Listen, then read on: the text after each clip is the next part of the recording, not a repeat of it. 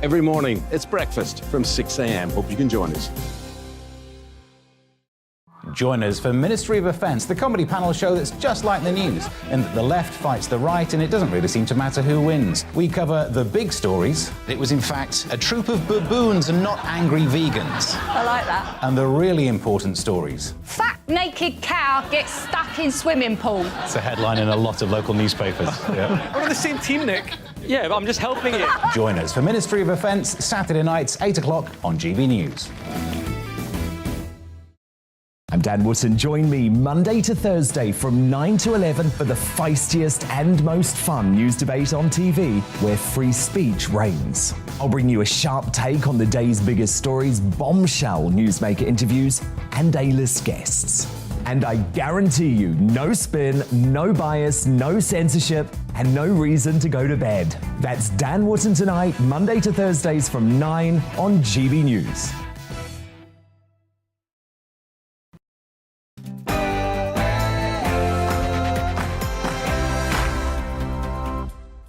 No spin, no bias, no censorship. It's Dan Wootton tonight with me, Patrick Christys. Now, thousands of greedy union members crippled the country today as they walked out in Britain's biggest rail strike in 30 years. But the Prime Minister is refusing to back down. All sorts of unnecessary aggravation this is going to cause. And I want to emphasise to everybody this morning why I think those strikes are so wrong and so unnecessary. They are very wrong and very unnecessary. And good on you, Boris, as well. And well, RMT boss Mick Lynch claims to be some kind of working-class hero. I'm not fooled, and neither are the ordinary Brits that I met out on the street earlier. You'll get to hear what we have to say in my digest, and that is coming up next. But as RMT chief pathetically claims that this week's strikes are one of the frontiers of some kind of class struggle. Check this out. Well, I have to say this, working class people are not going to find it hard just on strike days. They're finding it hard every day of the year. And we're part of a pushback against what is a broken economy. So this is a class struggle, is it? Well, it absolutely is.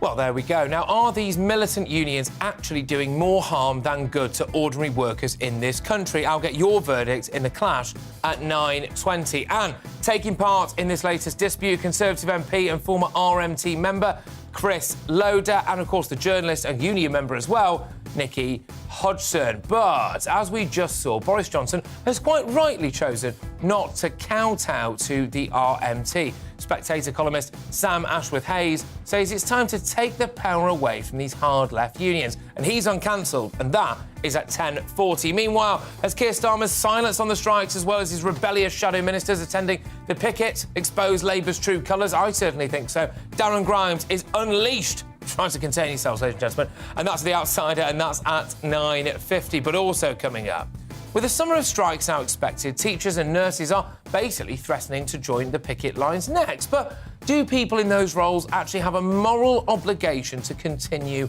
working? We're going to debate that at 10 p.m. But elsewhere, Germany is preparing for a COVID wave that doesn't even exist. That's right, as they consider making mask wearing compulsory in restaurants, bars and shops again this winter. I'll be asking the one and only Neil Oliver, legend, if mass and COVID hysteria are making a comeback. That's very soon, actually, because that's at 9:35. But following swimming's decision as well to bar transgender women from appearing in elite competitions if they've gone through male puberty, should other sports be following their example? Is this paving the way? Will it, quotes unquote, start a wave? See what I did there? Starting with cycling bosses at the UCI. Former Olympic cyclist and defender of women's sports, Inga Thompson, has been bravely speaking out on this topic. She joins me at 10:15. Bumper show this, ladies and gentlemen. Plus, as the NHS woke head of sustainability says fewer face-to-face GP appointments are, quotes, get this, good for the environment. Couldn't give a toss whether or not it was good for the environment, frankly. What's good for public health? But there we go. This is the level we're now at. Do we need to brace ourselves for diagnoses on Zoom? Or should that be misdiagnoses on Zoom? And has the Liberal elite star striker just scored a massive own goal? You know, darkish skin, and I know it's pretty much racist abuse. Although I'm as English as they come. Really? You know, yeah, all the time. Even in professional football, I had that a couple of times. What on earth is Gary Lineker on about there? We'll tackle those stories in our Media Buzz at 10:30 with my superstar panel. We've got former Daily Star editor Dawn Neeson, Conservative commentator Calvin Robinson, journalist and author Rebecca Reid as well. You'll also get a first look at tomorrow's newspapers as they drop, and as ever, I'll crown a new Greatest Briton and Union Jackass before the night is out. This, ladies and gentlemen, is Dan Wootton tonight with me, Patrick Christys. But first, here's the news with the wonderful, the great Bethany Elsey.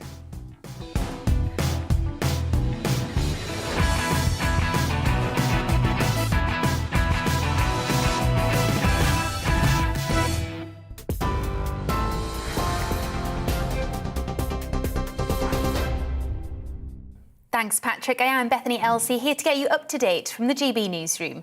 The UK's biggest rail strike for almost 3 decades is underway, causing major travel disruption to millions of people. 80% of train services are cancelled today, and there's more to come. Members of the RMT union will walk out again on Thursday and Saturday, but the knock-on effects will be felt all week. Rail staff are concerned about jobs and working conditions, and they're demanding a pay rise in line with inflation. Network Rail's chief executive Andrew Haynes told GB News to fund it, practices will have to be modernised. We either tax the taxpayer more, or we as a system become more efficient. And I think the first option would be unforgivable given all else that's going on at the moment. So we've got to become more efficient. We've put forward really credible, reasonable changes to working practices, which would make us a more efficient business, and we could then share some of that in a decent pay rise to our colleagues. And the RMT, they walked away from the talks and they're having their moment of glory, but it's a real shame. A man who murdered a couple in their home while their children slept upstairs has been jailed for life with a minimum of 38 years. Stephen and Jennifer Chappell were both stabbed 6 times in November last year in Norton Fitzwarren near Taunton.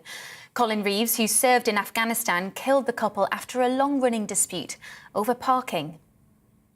A police investigation is underway after the death of a woman and child in Barnet in North London.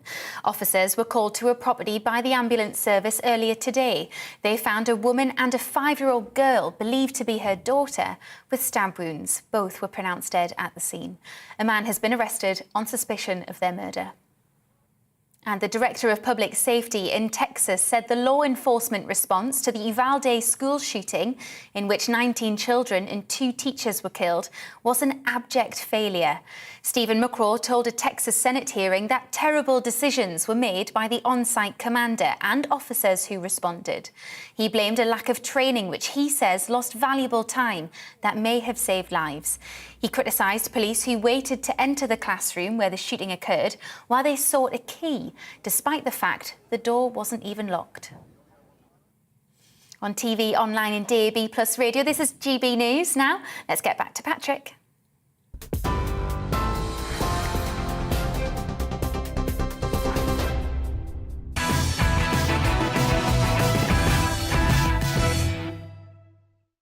Yes, evening everybody, let's get stuck right in. These railway workers striking claim to be on the side of working people, but they're not. They're on the side of evil. In fact, they're run by a rich trot who looks like a Bond villain, frankly. He's on at least 124k a year. Many of the people he's telling you to go on strike earn more than 50k a year as well. Their working conditions aren't particularly bad at all, actually, and I'm sorry, but many people at the lower end of the pay scale working on the trains don't have a particularly skilled job and don't deserve an 11% pay rise. But anyway, here's what the railway's equivalent of Lord Voldemort had to say earlier. I understand when you disrupt the railway service because of strike action, people get angry and frustrated by that. We also get hundreds and thousands of messages of working people, including railway travellers and passengers, who support what we're doing. Because like us, and like my members, they are subject to a pay freeze. And if you're a public sector worker, you've not had a proper pay increment since Cameron and Osborne were elected 12 years ago, and have been clamping down on wages and conditions ever since. So, you know, we understand frustration. Our members don't want to be losing their money during strike action, and they would prefer it if we could get a deal. That's what we're pursuing. Well, he claims to be on ordinary working class people's sides. He claims to be one himself, actually, but frankly, he's bang out of touch. I went to speak to some ordinary working-class people earlier and hear what they had to say about the fact that this baldy tross has tried to cripple the country. To drive a tube, how much do you think they earn? Roughly? Roughly. It's difficult for me, honestly. 60,000. Oh, that's a lot of money, you know. So would you strike for 60 grand? No. No, obviously not. Now, he's not really on the side of the common people, is he? I reckon that basically, if Mick Lynch's mum, for example, had needed a hip replacement this week, there wouldn't be a strike, would there? But many people don't have that luxury. Here are two intensive care nurses that I spoke to earlier. I think people's healthcare might have suffered as a result of that. I mean, our consultants were sleeping over in the hospital so they could be here today. Everyone's... We all left much earlier than we would have. We've all been up since 5 a.m. Yeah. It's utterly shameful. Our economy, still recovering from the UK's pandemic nightmare, is set to lose billions if their selfish strikes go ahead on Thursday and Saturday as well, which they obviously will, won't they? So the hospitality sector stands to lose £540 million alone. This lot are so on the side of the working man and woman that they'd even picket agency staff from getting into work. So apart from the fact that it's called something that Mick Lynch hasn't factored in, a picket only works if your staff are dedicated, and his are clearly not. How do I know this? Well, I turned up at Paddington Station earlier to report on these picket lines. It turns out they'd all left by 2 p.m, although I could see plenty of them in the pub. Perhaps it's that kind of work ethic that means that so many trains are late. The stops on those trains are understocked, and our railway service is an absolute shambles. Honestly, the rail unions going on strike is like Harry Maguire refusing to play in central defence, OK? I'll come out and say it. I'll just come out and say it. Many people in the rail industry are already grossly overpaid for what they do. Mick Lynch is simply trying to whip up a class war that, frankly, doesn't exist. It's student union politics being played out by a pound shop Arthur Scargill, who probably still can't get his head around the fact that I reckon that the vast majority of his own members probably voted Tory at the last election.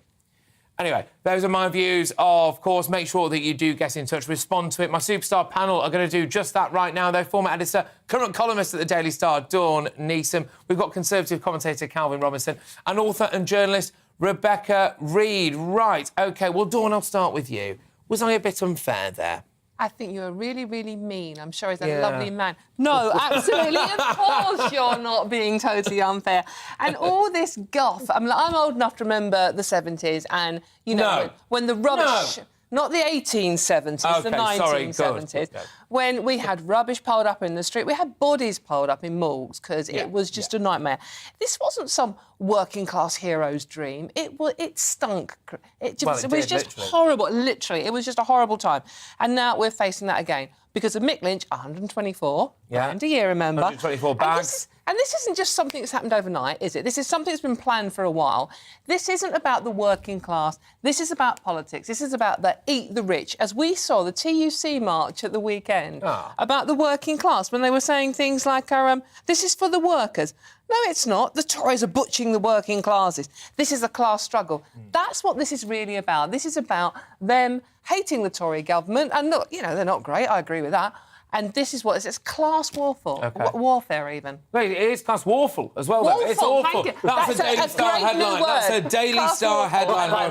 Now, Rebecca. Don't nick it. Rebecca, last time you were on with me, you said that my monologue was, I think, the most offensive thing you'd ever heard. I think no. I said the most. No. Not only here, not in life. Only here. Only here. Oh gosh. Not in my whole life. But have I beaten that for you or not? I object to this more. Yes. Oh, we've only gone and done it. We've only got great. I think this one was less xenophobic, if that helped. Right, OK, we're away. It's only, we're only... Yeah, go on, carry on. I didn't say racist, that's the usual. And that's crucial. But get back to the strikes. Get back to the strikes.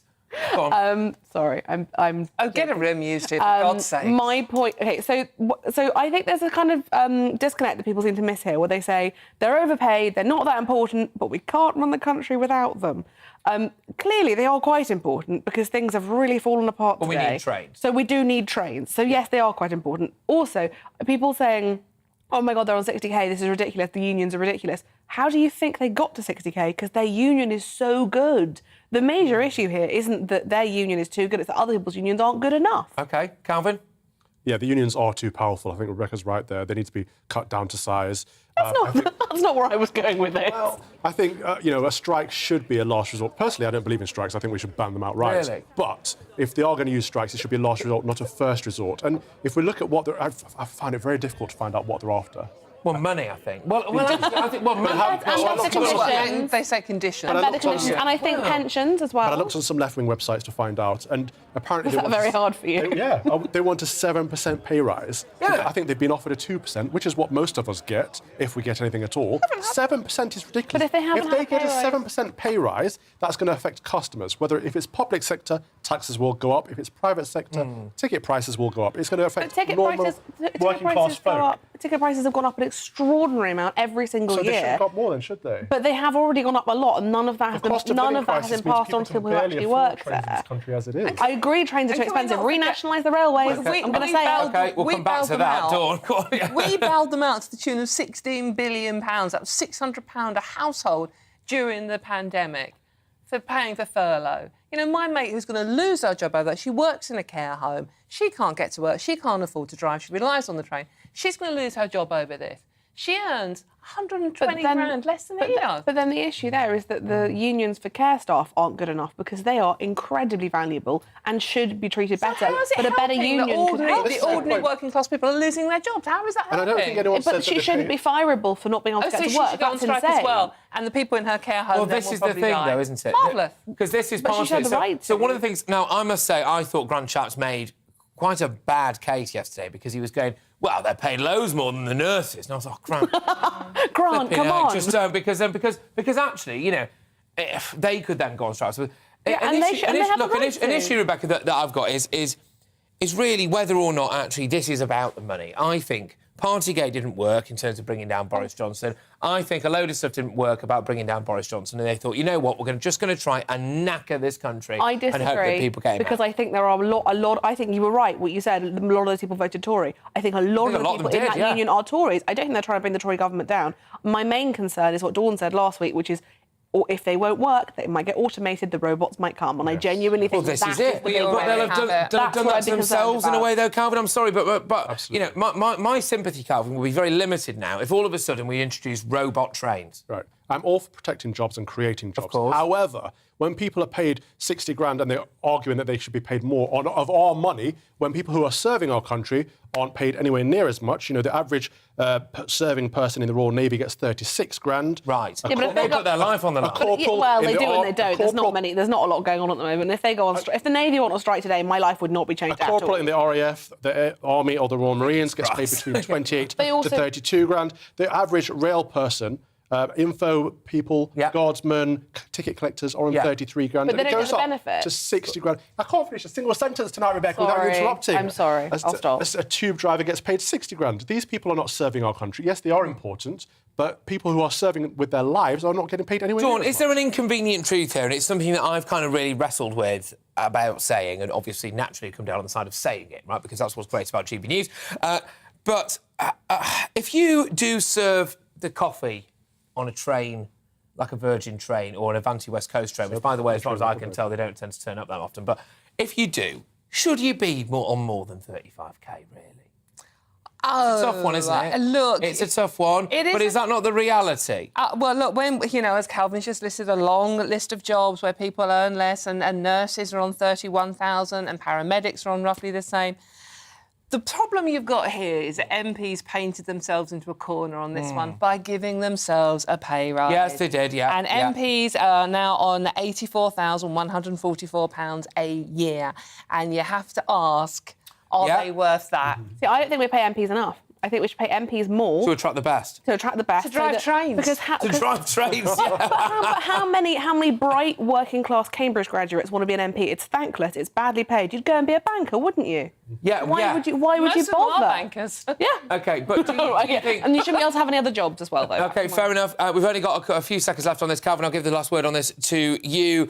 I mean, are you concerned now that what we're going to see here is basically this is going to be the start of strike action in various different other industries. It could pave the way for that summer of discontent. Absolutely, and we have to remember a lot of people cannot afford time off right now during the cost of living crisis, and a lot of people are struggling to get to work. It's disrupting the country. It's not good for anyone. It's not building sympathies for the unions or the workers. Well, and that's one of the things I said last word. I lied to you, but I think this is one of the things. This is one of the things I've considered about. If you want to, it's one of the few things I've ever agreed with Alistair Campbell on. Oh my God! I know. Hear me out. He said if you want to start a campaign, you either A, better know you're already going to win it, or B, make sure you bring the people with you. And Rebecca, they're not bringing the people with them on there. No, but quite literally. What I don't understand. Good point. But what I don't understand is when people say, "Oh, but people are going to lose their jobs because they're not going to work." Yes, but if you were in a really good union, you should be protected from losing your job because you can't get to work. That's not the problem. Is that you should have been a better union. I'm sorry. So my friend's going to go on strike, and people in her care home are going to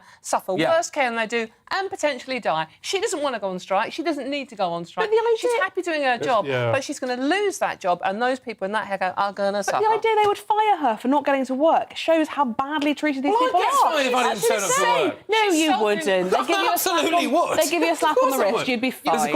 There's questions about whether or not the viewer figures are going up, but I'd get fined if I didn't turn up. That's for sure. Patrick, you're more likely to get fined if you do turn up sometimes. Yeah, that's true. Actually, to be fair, yes. OK, look, we're off to an absolute flyer. Thank you so much. We are absolutely flying away already. But are muzzles making an unwanted comeback? Well, Germany is considering making mask wearing compulsory in restaurants, in bars and in shops again this winter. I know Calvin's shaking his head. Goodness gracious. Goodness only knows how Neil Oliver feels about it. We're going to hear from him in a second. I'll get freedom-loving Neil Oliver's take on the potential return of COVID hysteria. That is at 9:35. It's not long to wait now, people. But up next in the clash, as militant Marxist unions grind Britain to a halt, we ask, are they doing more harm than good to ordinary workers in this country? We're going head-to-head on this. We're going toe-to-toe. Conservative MP, former RMT member Chris Loder, and the journalist as well, a union member Nikki Hodgson. They are indeed going head-to-head. That's in the clash. I want your verdict too, OK? Everybody at home, if you're listening on your radio, listening online, whatever you're doing, email us, dan@gbnews.uk. Tweet us as well, using the handle @GBNews. There's also a poll up there right now, so you can take part in that. But right now, it's your weather. Hello again. Clear skies overnight for many will lead to a sunny Wednesday and even warmer conditions, especially across southern and eastern parts of the UK. High pressure keeping things fine for most at the moment. A large area of high pressure in the Atlantic blocking significant rain and wind from coming our way. And as a result, for the vast majority, it is going to be a clear night, even though we've seen some cloud for northern England, central and eastern Scotland through the day. Clear spells developing here. The one area I think where we'll keep the thicker cloud and some low cloud will be the far northwest of Scotland with some outbreaks of light rain and drizzle, but clear spells elsewhere and temperatures holding up despite those clear spells in places 13 or 14 Celsius by dawn. So a bright start for many and certainly looking like a sunnier day for northern England and eastern Scotland compared with Tuesday. Even Northern Ireland, where we start with some cloud, will brighten up with some sunshine coming through in places. But we keep the low cloud and the breeze and the cooler conditions in the far northwest of Scotland. Elsewhere, with the sunshine and light winds, temperatures respond well. Mid-20s for eastern Scotland, high 20s for eastern parts of England. Into Wednesday evening and clear spells for most once again and light winds as well. 1 or 2 mist and fog patches are possible, but for the vast majority it's another mild or even warm night. In fact, temperatures in, say, Cardiff and London won't drop below 15 or 16 Celsius, 13 for Glasgow and for Belfast. In Northern Ireland, Western Scotland, again, we'll start off with a lot of cloud, perhaps a few spots of rain and drizzle. But for the vast majority elsewhere, it's a sunny start. We need to watch some showers or thunderstorms moving up from the Channel to affect southern parts of the UK by the afternoon. But further north, it's another very warm and sunny day with temperatures reaching the mid to high 20s. Much cooler weather on Friday and the weekend with some showers.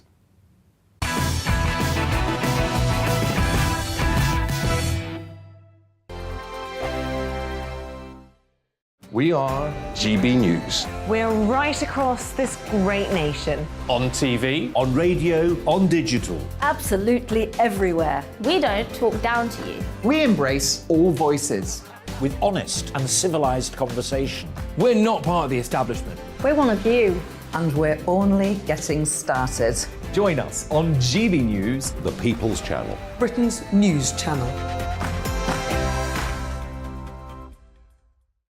Every morning from 6 o'clock, we'll wake you up with GB News Breakfast with all the stories you didn't know from the night before. So whether it's serious news, entertainment, or your own views from all over our great nation, we're here to kick off your day with a smile. The national media should be reflecting and reporting what's happening here. You will notice the northwestern accents. Whether you're with us on TV, radio, or online, every morning, it's breakfast from 6 a.m. Hope you can join us. Join us for Ministry of Offence, the comedy panel show that's just like the news, in that the left fights the right and it doesn't really seem to matter who wins. We cover the big stories. It was in fact a troop of baboons and not angry vegans. I like that. And the really important stories. Fat naked cow gets stuck in swimming pool. It's a headline in a lot of local newspapers. Yeah. We're on the same team, Nick. Yeah, but I'm just helping you. Join us for Ministry of Offence, Saturday nights, 8 o'clock on GB News. I'm Dan Wootton. Join me Monday to Thursday from 9 to 11 for the feistiest and most fun news debate on TV, where free speech reigns. I'll bring you a sharp take on the day's biggest stories, bombshell newsmaker interviews, and A-list guests. And I guarantee you, no spin, no bias, no censorship, and no reason to go to bed. That's Dan Wootton tonight, Monday to Thursdays from 9 on GB News.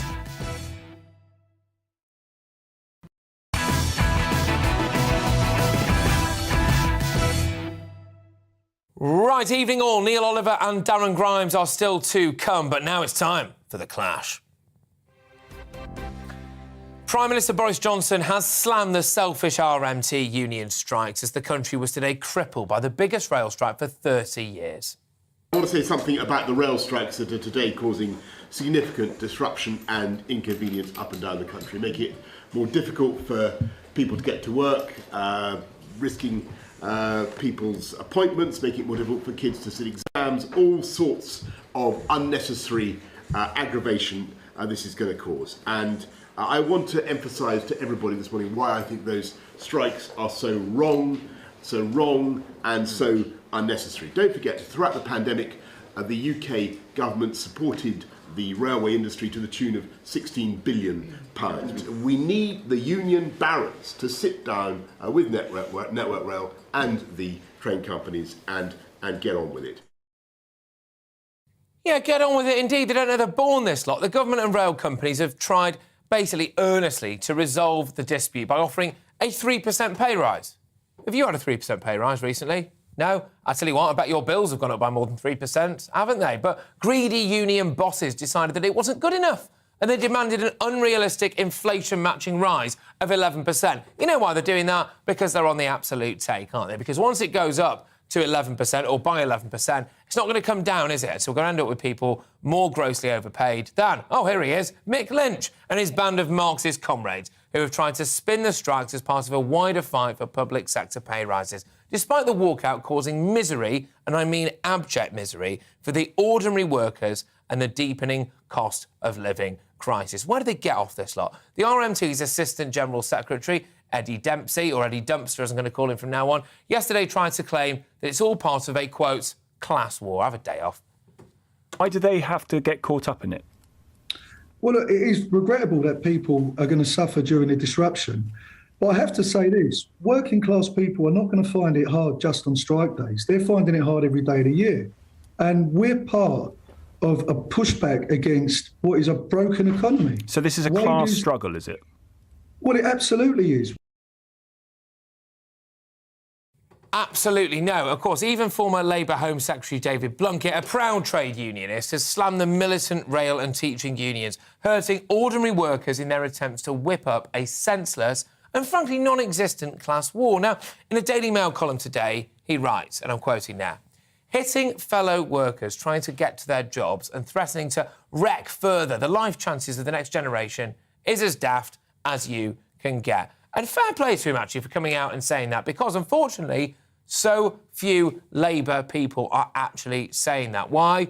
Well, because they're in their pocket, aren't they? So a militant union is doing more harm than good to ordinary workers and people. Let me know your thoughts by emailing them to dan@gbnews.uk. We'll go to those very, very shortly. So get them coming in now, people, OK? Were you affected? What do you think about it? Get them in right now. We'll go to them very shortly. You can tweet us as well at GB News. And, of course, don't forget to vote while you're there in our poll. And basically, we'll bring you the results very shortly. A little bit of direct democracy right here on the People's Channel. But to duke it out right now, I'm joined by Conservative MP for West Dorset and former RMT member Chris Loader and journalist and union member Nikki Hodgson. Thank you very much, both of you. Great stuff to have you on the show. Chris, I can see you made it into the studio. I take it you didn't take the trains. Regrettably not, Patrick. There wasn't any. Shame. No. Look, how do you feel about all of this stuff that's going on, basically? Absolute madness. Shouldn't be happening. Totally unnecessary. When you see a situation of a ballot for strike action, the result of which was declared on the 24th of May, and you see pay talks and meaningful discussions for the vast majority of the railway businesses start 2 days later, there is something completely wrong. For me, I think there's something deeply, deeply sinister about the motives behind the strike. We know that the president of the RMT is a member of the Communist Party of Great Britain. Yeah. We know the Assistant General Secretary of the RMT has equally questionable motives as well. And it really concerns me that they are taking an ideological attack to the country in an attempt to bring down a Conservative government. OK, Nikki, can you explain to me why on earth rail workers deserve a pay rise? Because as far as I can see it, the service is pretty shocking. Well, everyone deserves a pay rise. That's the issue. No, they the don't. point is that they're No, sorry, hang on a second. No, they don't. You saying everyone deserves every single person in this country deserves a pay rise. That's madness. Because given the cost, it's not. Given the cost of living crisis and the fact that wages have been oppressed for more than 10 years, and the fact that everybody is suffering to pay the most basic of bills right now, and that women are quitting jobs because they have to prioritise childcare themselves over working. That is the issue. So what happens? So I just get my wallet out, do I? I get my wallet out now, and I take out the tenner that's in there, do I? I take that tenner out, I take out the tenner, yeah, good stuff. I take my cards out, do I? And we all pay, so everyone can have a pay rise, do we? You don't need to do it. What the Tories I might as well need to set do fire to this. Why don't you listen to my argument and then you can debate it? The point is, the Tories have got plenty of access to funds in terms of taxing the very, very rich, taxing the businesses that do not pay the amount of taxes that they should be doing. There's plenty of access to money, but we don't tap into it. It's not about taking from us, the poorest people that are just doing their jobs, paying their taxes. That's not the point that I'm trying to make at all. The point is there is access to funds and the Tories don't take it from the right people. You don't take £20 a week from a broke person who's trying to feed their kids if you're trying to do good for the nation. You know, the policies on tax. So, Nick, they take more than 20 quid off me every week. It's called tax. Chris, have we got the money for this? Are you sitting on a magic money tree? You know very specifically what policy I'm talking about. The £20 So this is not about magic money tree or anything like that. Fundamentally, I don't think Nikki and I disagree about the need for a pay rise in these circumstances. But this is not what this is about.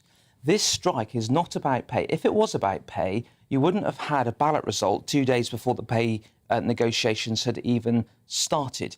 We're in a situation now where we've got militant unions using good, decent, hard-working people to the 40,000 number to support their ideological objectives. Now, as you said earlier, Patrick, I used to be a member of the RMT. I know full well that when your union agrees to go on strike, you don't fall out of line because there are generally consequences if you do so. But we've really just got to get to the point here. The fact is that this isn't just one negotiation. There are 13 train operators. There's Network Rail, which is the largest business in the railway, all having separate negotiations. And it just so happens at the same time that they've all come to a disagreement without a proposal even put forward for a good number of them. The fact is, it's not just about pay.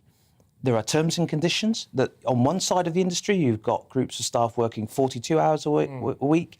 On the other side, you've got those working 34, 35 hours a week. On one side, you've got those who can have Sundays off because it's not in their contract, so they can stay at home every Sunday if they want, even though the railways have to run, and you have the difference on the other side. And I could go on and on and on. This is not just about... Well, I'll come back to you. Nikki. I'm going to lob it over to you now. I mean, if you were earning £60,000 a year to press start and stop on a tube, would you be on strike right now? Well, hang on a minute. Are the tube drivers supported by a different union? I think that's really important to say. Train drivers are. No, they're Well, on train strike. drivers are... Right, no, I know they're on strike, but train drivers have a different union, don't they? So the train drivers have two unions. I think Chris will outline this for you, so go on. We need to clarify that for the audience. Nikki, just to help you out there, so the train drivers predominantly are represented by ASLEF, but there are a smaller number of train drivers that are represented by RMT. OK, there you go. Right, okay. But I think that's important to say for the audience because the train drivers are the highest paid. The majority of people are on a median salary of 30,000 or less, right? So we need to really say that for the record. So why would the drivers go on strike? That's the same as nurses. That's the same as nurses. Because as you've just said, that they're wanting other things. Look, my fundamental point here is that the right to strike in a capitalist society is pretty much one of the only things you've got as a worker. Right? I do agree with that. I do agree with the right to strike. Is that we have watched the Tories in recent months try to limit the freedoms of people protesting, and protesting is different. But if they go for protesting, how long will it be before they start going for strike action and ban strike action outright? That is very important that we stand up for the right to strike. And I think that's a fair point. And that is one of the things I will say, Nikki, that I've thought about this, because at the same time as this is a massive inconvenience, and obviously I'm a bit miffed about it, to say the least, I think that's come across, at the same time, I wouldn't want to live in a society where you couldn't protest and you couldn't strike. So sometimes maybe you have to take it on the chin. Maybe that's what I have to do now. But Chris, I'll just look back. How can you decide which times are appropriate to strike or not? Well, I understand what you're saying, it? but you think it's not about what we think it's about. But if we decide now that it isn't, and then we every time somebody strikes, we have to decide whether they're allowed to or not, that's not going to work either. I understand that. I'm going to ask you both basically almost the same question now, actually. But Chris, I'll start with you. This lot claim to be on the side of the workers, your ordinary working class people, I suppose. But actually, Chris, this is affecting working class people, isn't it? It is affecting working class people, Patrick, but it's...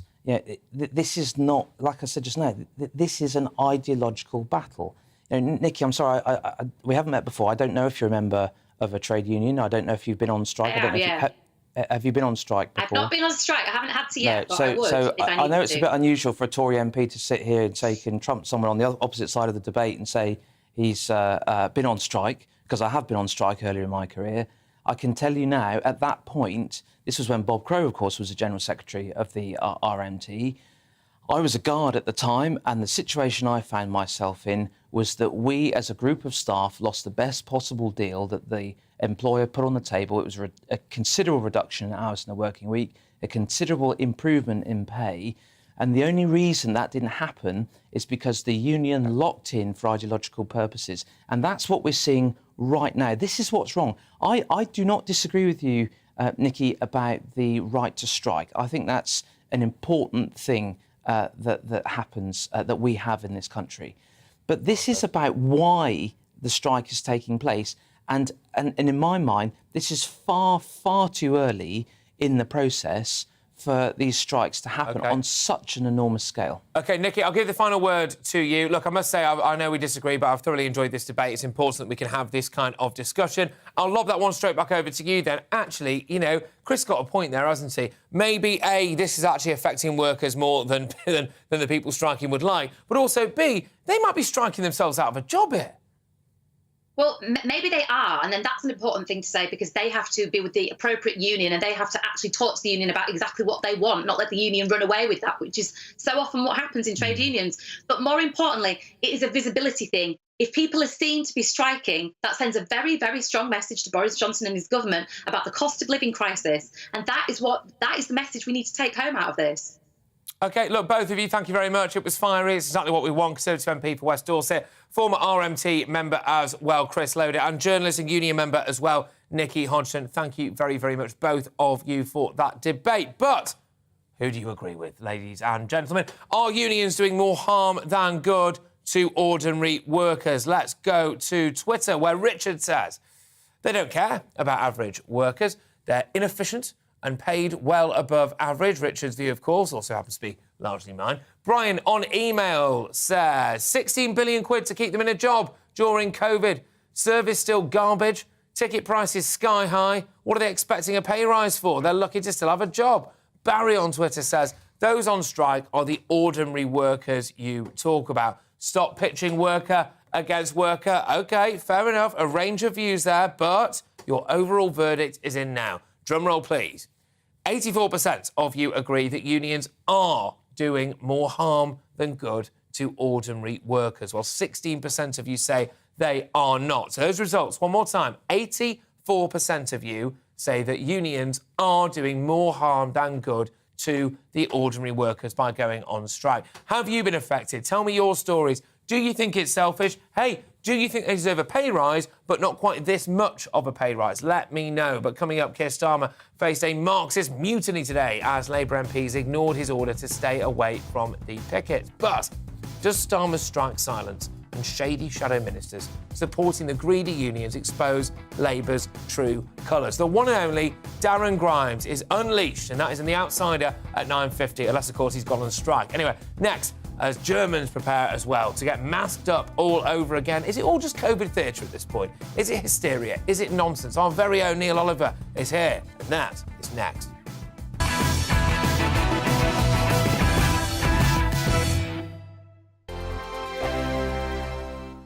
We are GB News. We're right across this great nation. On TV, on radio, on digital. Absolutely everywhere. We don't talk down to you. We embrace all voices. With honest and civilised conversation. We're not part of the establishment. We're one of you. And we're only getting started. Join us on GB News, the People's Channel. Britain's news channel. Every morning from 6 o'clock, we'll wake you up with GB News Breakfast with all the stories you didn't know from the night before. So whether it's serious news, entertainment, or your own views from all over our great nation, we're here to kick off your day with a smile. The national media should be reflecting and reporting what's happening here. You will notice the northwestern accents. Whether you're with us on TV, radio, or online, every morning, it's breakfast from 6 a.m. Hope you can join us. Join us for Ministry of Offence, the comedy panel show that's just like the news, in that the left fights the right and it doesn't really seem to matter who wins. We cover the big stories. It was in fact a troop of baboons and not angry vegans. I like that. And the really important stories. Fat naked cow gets stuck in swimming pool. It's a headline in a lot of local newspapers. Yeah. We're on the same team, Nick. Yeah, but I'm just helping you. Join us for Ministry of Offence, Saturday nights, 8 o'clock on GB News. I'm Dan Wootton. Join me Monday to Thursday from 9 to 11 for the feistiest and most fun news debate on TV, where free speech reigns. I'll bring you a sharp take on the day's biggest stories, bombshell newsmaker interviews, and A-list guests. And I guarantee you, no spin, no bias, no censorship, and no reason to go to bed. That's Dan Wootton tonight, Monday to Thursdays from 9 on GB News.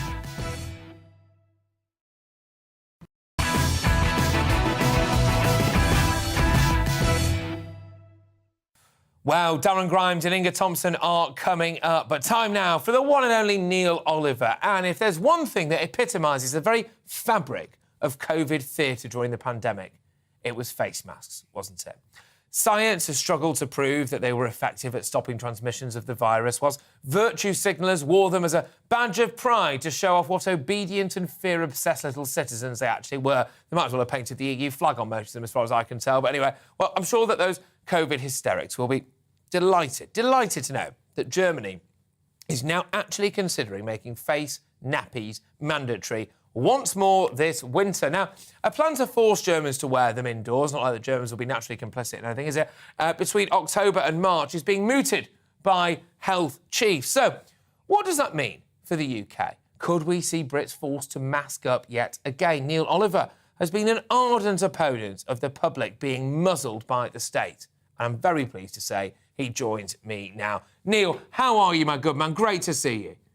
Good to see you too, Patrick. Thanks for making time for me. No, thank you, very much so, thank you. And thank you for everything that you've said and done, really, over the course of this pandemic, and even though I firmly believe it's over now, of course. But how do you feel about the idea that what started in Germany may well come over here, they're being made to face nappy up again? I'm not surprised in the least. I think it was inevitable. At some point between now and the end of the year, it was inevitable that somebody would decide to, sound the charge and bring back all of the theatre.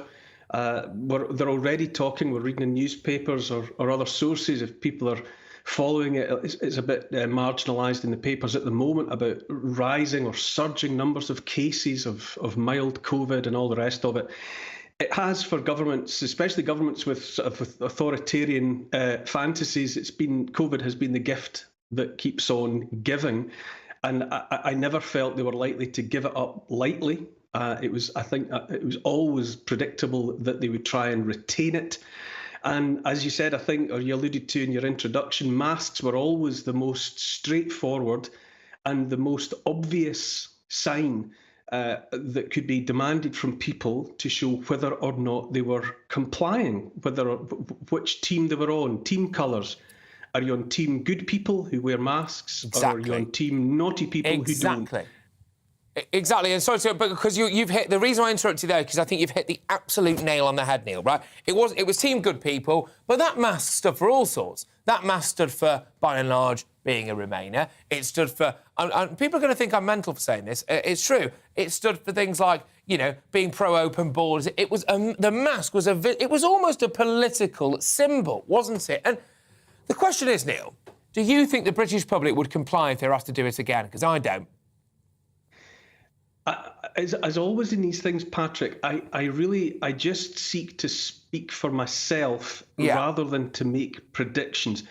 I won't wear a mask. I won't wear a mask. I barely did. I kind of entertained. I was wearing not a mask as such, but one of these pulled up over my face. For the first few weeks when it was unclear exactly what was going on, and then after that, no. And I haven't done since, and I'm absolutely as opposed as I could possibly be to the very idea of wearing masks.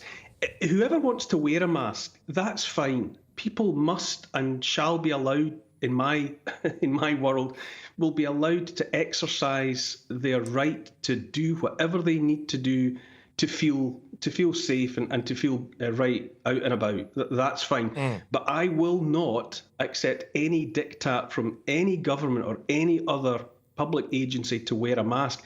And if that comes back in here, then I won't wear a mask, and I'll take the consequences if consequences there must be.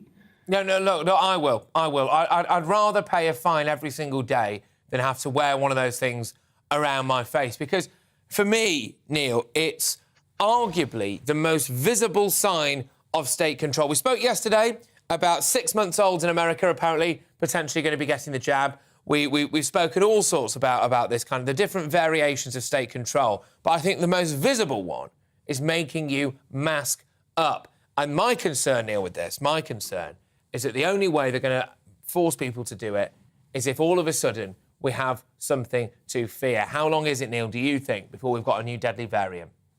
Well, they've already tinkered around the edges of monkeypox, and I understand that's been taken away and, it's to be given a new name. If it's been given a new name already, I haven't heard it, or it'll be variant this or variant that.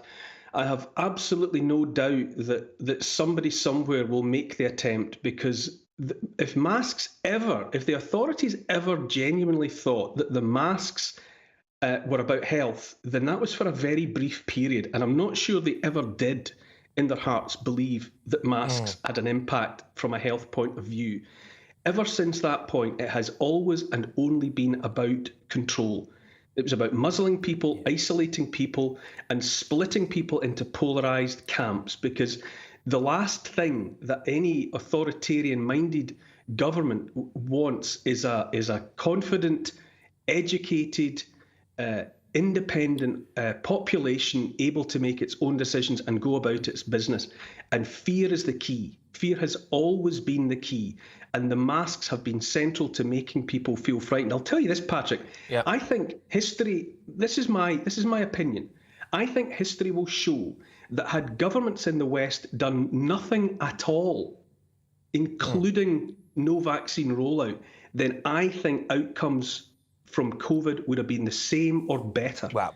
What happened here with the improper use of what happened in the care homes, the application of midazolam and the lockdowns and the calamitous consequences that we're only just starting to see, I would put even money on the possibility that if nature had been left to run its course, it could hardly have been worse. I tell you what, Neil, as well, because something we're going to cover tomorrow, and you look, yet again, I think it's, people may disagree, everyone's entitled to their view, whatever, fine, but, I've got to sit here and be true to myself and say I agree with the vast majority of what you just said there, Neil. And for me now, one of the topics that I'm doing tomorrow, OK, is going to be on the plight of the education system. So like we're seeing now with our economy, there was a lag in the impacts of lockdown to where we are now. Cost of living crisis, I know what's going on in Ukraine has had an impact, of course it has, but really a lot of that has been the economic damage that we did during lockdown is now working its way through. And here we are. And we're seeing the same now with children, Neil, OK? Now, I'm not going to drag you into this discussion if you don't want to, of course. You're on here to talk about maths, but it's relevant given what you've said. We are now starting to see the impact where children 5 years old are turning up to schools. One of them, this is according to a report in The Times, a very good report, one of them needed physiotherapy in his legs because he didn't have the strength in them to walk around the school because he spent so much time on the couch. Some of them can't even say their own names, apparently. They can't, there's been no socialisation. A lot of that has been lockdown and children being forced to wear masks. And we're seeing the ripple effect of that now running through our society. And would you say, Neil, never again? Oh, 100%. I absolutely am in accord with everything that you just said. It was obvious from quite early on that that cohort of our population, of our community, that was going to be hurt most by the regulations, by the lockdown and everything that went with it. It was always clear that it was going to be the youngest. You know, if you're 100 years old and you spent the last 2 years going through lockdown and the rest of it, that's a tiny percentage of your lifespan.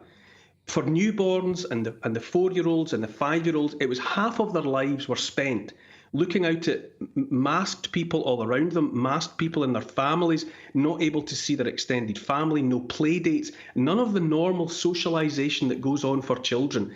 And anybody that couldn't see the calamitous consequences coming down the line was, well, I don't know, they either had their eyes shut, fingers in their ears, or they were just being willfully ignorant of what was inevitable.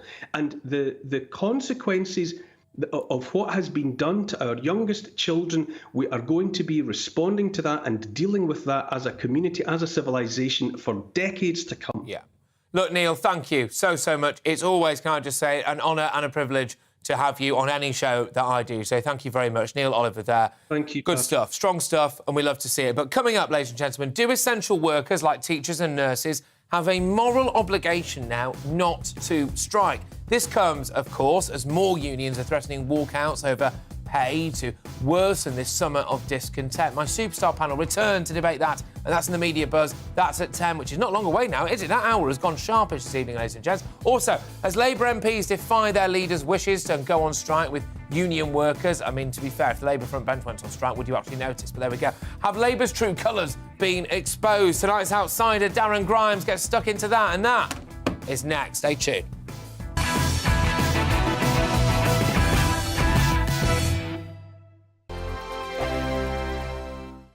We are GB News. We're right across this great nation. On TV, on radio, on digital. Absolutely everywhere. We don't talk down to you. We embrace all voices. With honest and civilised conversation. We're not part of the establishment. We're one of you. And we're only getting started. Join us on GB News, The People's Channel. Britain's news channel. Every morning from 6 o'clock, we'll wake you up with GB News Breakfast with all the stories you didn't know from the night before. So whether it's serious news, entertainment, or your own views from all over our great nation, we're here to kick off your day with a smile. And the national media should be reflecting and reporting what's happening here. You will notice the northwestern accents. Whether you're with us on TV, radio, or online, every morning, it's breakfast from 6 a.m. Hope you can join us.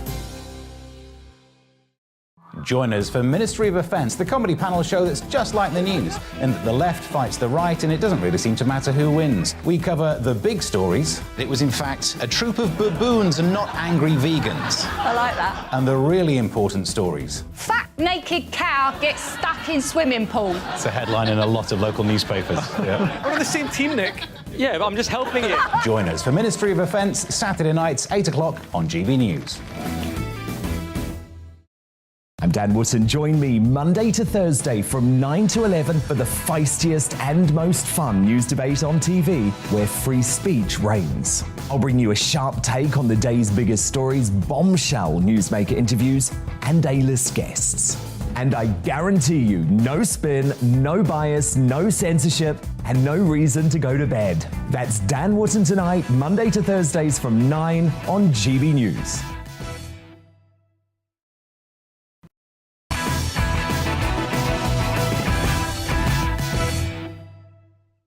Welcome back. Darren Grimes is tonight's Outsider.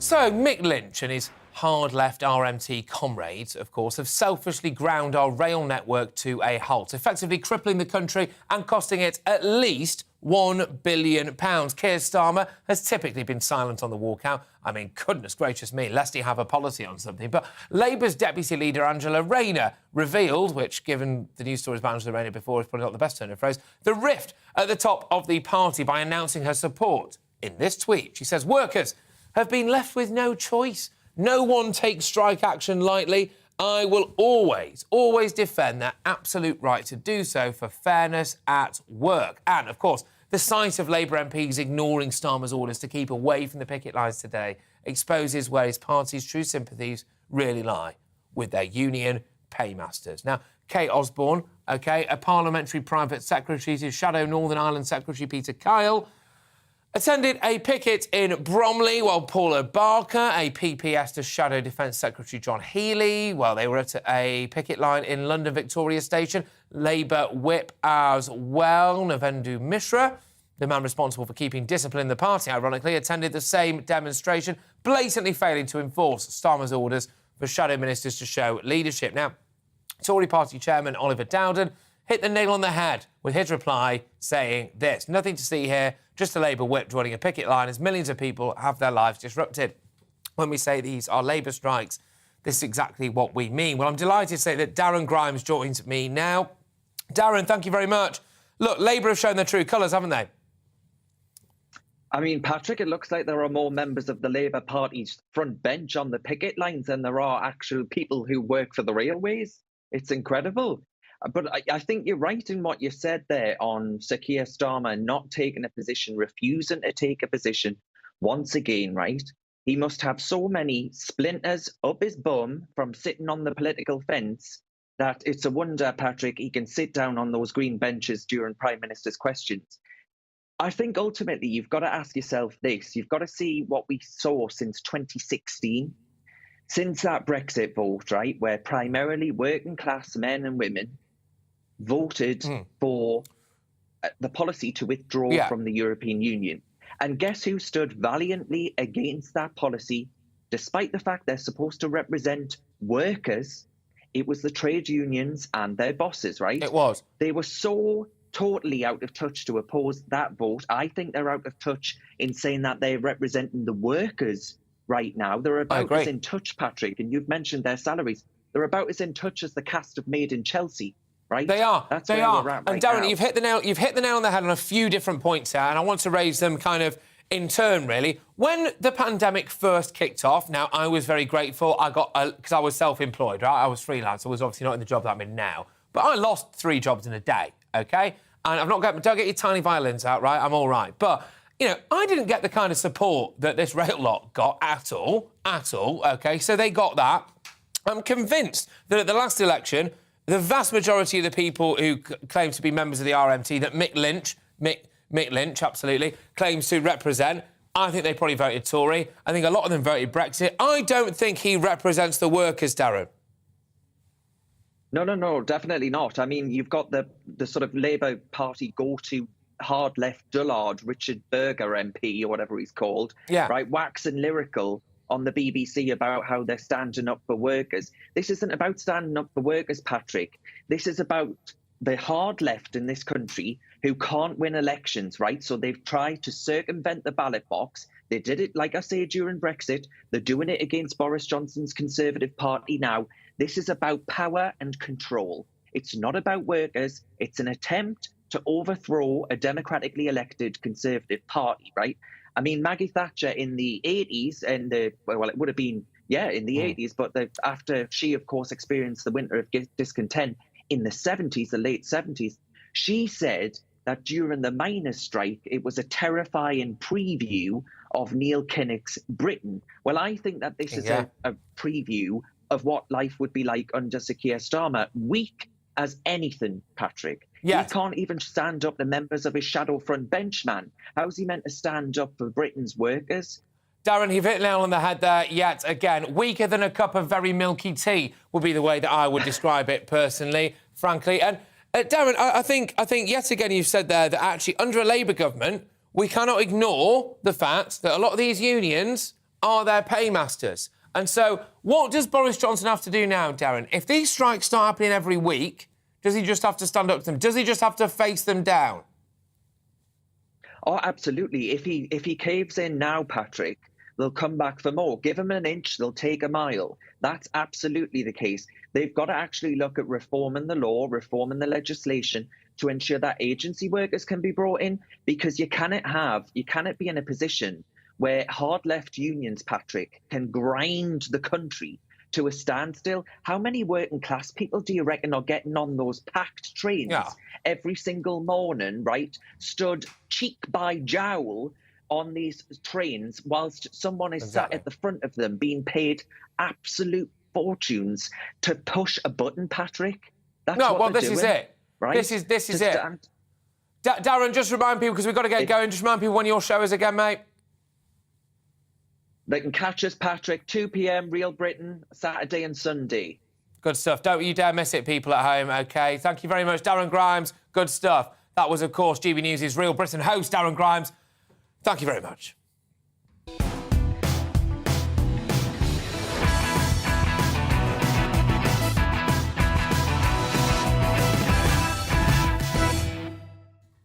It's 10 p.m. This is Dan Wootton Tonight with me, Patrick Christys. Now, it's official, OK? The chaos and the misery has begun after the greedy unions demanded their workers down tools today in Britain's largest rail strike in 30 seconds. This was Prime Minister Boris Johnson's response today. All sorts of unnecessary aggravation this is going to cause. And I want to emphasise to everybody this morning why I think those strikes are so wrong and so unnecessary. But how does Boris Johnson quite literally get this country back on track? Spectator columnist extraordinaire Sam Ashworth-Hayes lays out a fight-back plan for the PM against these militant Marxist unions in Uncancelled, and that is at 10:40. Plus, teachers and nurses are at it now, predictably, as they threaten their own strike. But do they have a moral obligation to keep working as the country battles to keep its head above water? I would argue yes. But let's see what you think as well. Tonight's superstar panel, they're riled up and they're ready to debate that next. Former Daily Star editor Dawn Neeson, Conservative commentator Calvin Robinson and journalist and author Rebecca Reid. You can almost hear the arguments they're having from the green room over there. But sticking with NHS madness, One Health Service sustainability boss has been celebrating plunging face-to-face GB appointments because, well, it's good for the environment. This, I think, takes the absolute biscuit, OK? This is they're clutching at straws, OK? I'm not being funny, right? But let's say you found a lump, OK? You found a lump right now and you're touching it there and you think, gosh, I'd like to go and see my GP about this, but it might be better for the environment if I don't. No, you're going straight to see your GP. The only problem is that they're probably not going to actually be there. I'm sick and tired of what's been going on in our NHS, and I suspect that you have too. My family, I'm not going to go into too much detail, but do get in touch, by the way. Do get in touch, by the way, with your NHS horror stories, because there's loads of them. It's absolutely rife, isn't it? My family has had people misdiagnosed, of course, over Zoom, for example. I'm sure a lot of you have had that as well. Is this kind of green woke claptrap now putting lives at risk? And he was known for banging them in, wasn't he? That's right. But is this a shocking own goal from confused Gary? Darkish skin and eyes, it was pretty much racist abuse. Although I'm not, I'm as English as they come. Really? You know, yeah, all the time. Even in professional football, I had that a couple of times. Yeah, one absolute claptrap. We tackle all of that and much, much more in our media buzz. That's at 10:30. But from one sporting star to another, this Olympic medalist is putting the brakes on woke. Former cycling supremo Inga Thompson rallied to defend women's sports from trans competitors after securing backing from 80 fellow Olympians. It's about time. I actually really do think when it comes to women's sport especially, we might be witnessing a change, but she fears females are still being silent. She's in the saddle, and that's at 10:15. Plus, I'll dish out my next greatest Briton and Union Jackass. That's, of course, at 10:50. We'll also have a look at tomorrow's front pages throughout the next hour. In fact, a couple have just dropped as well. I've got a sneak peek. I'll show you them in a minute. But first, it's time for the news with the wonderful Bethany Alsey.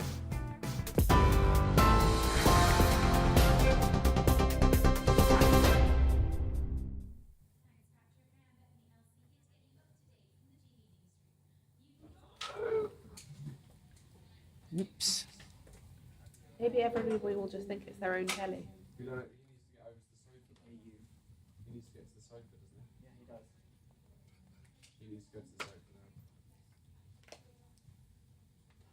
To get you guys in as well.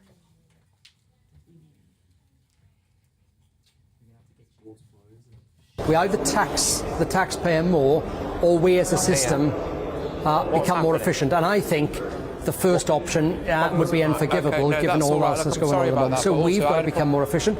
We've put forward really credible, reasonable changes to working practices, which would make us a more efficient business, and we could then share some of that in a decent pay rise to our colleagues. And the RMT, they walked away from the talks and they're having their moment of glory, but it's a real shame.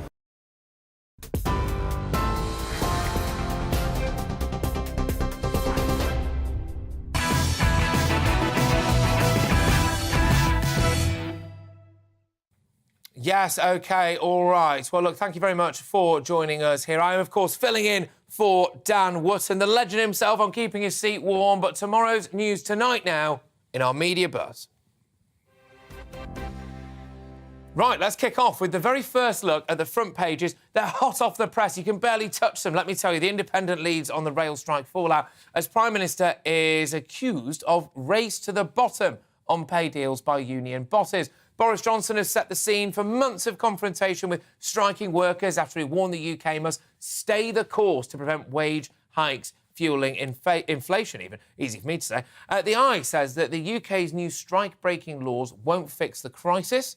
The paper writes that Whitehall sources acknowledge that allowing agency workers to fill in for striking rail staff will not replace the drivers and signallers, which will paralyse the network. But according to a rail industry source, of course, the government has suggested to the sector that by introducing minimum service levels on the railways, but the change apparently in the law will take about 6 months to get through Parliament and may still be unworkable. So basically, they've got absolutely nowhere with it. Anyway, my superstar panel, they're back with me. Former editor and current columnist at the Daily Star, Dawn Neeson, Conservative commentator Calvin Robinson as well, and author and journalist Rebecca Reid. Now, Grant Shapps has condemned the rail strikes as a stunt, as he calls it, from the RMT union, who are, in his mind, deliberately torpedoing talks with Network Rail bosses.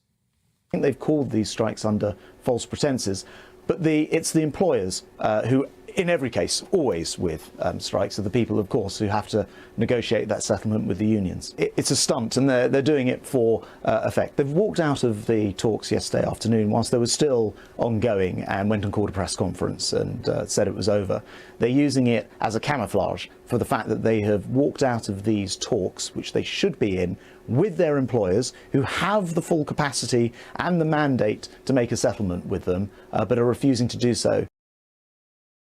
Right, well, fears are growing, of course, that the chaos could spread beyond railways soon, as union bosses warn teachers and nurses could be the next to stage these walkouts. Now, the National Education Union echoed the RMT's militant demands by threatening a ballot of its 450,000 members if teachers didn't receive a pay offer closer to inflation. This is going to keep happening, isn't it? And the public sector union, Unison, has warned that the government had a simple choice: to make a sensible pay award or risk a potential dispute in hospitals. Well, Thousands of trade unions protested in Westminster on Saturday as well, and hugely damaging industrial action now looks set to spread across the economy. You can see them there, can't you? Look at that. Gosh. Oh, we've got an EU flag. We've got a pro-Palestine flag. Where's the LGBTQ plus flag? I'm sure you can see one in there somewhere, can't you, as well? Because that's what all really matters. Anyway, but, panel, without further dither and further delay, do you think that teachers and nurses... Dawn, I'll start with you, Dawn. So, do you think they have a moral obligation not to walk out at this particular moment in time? OK, right. Well, nurses have an agreement that they're not banned from taking industrial action. They can take it.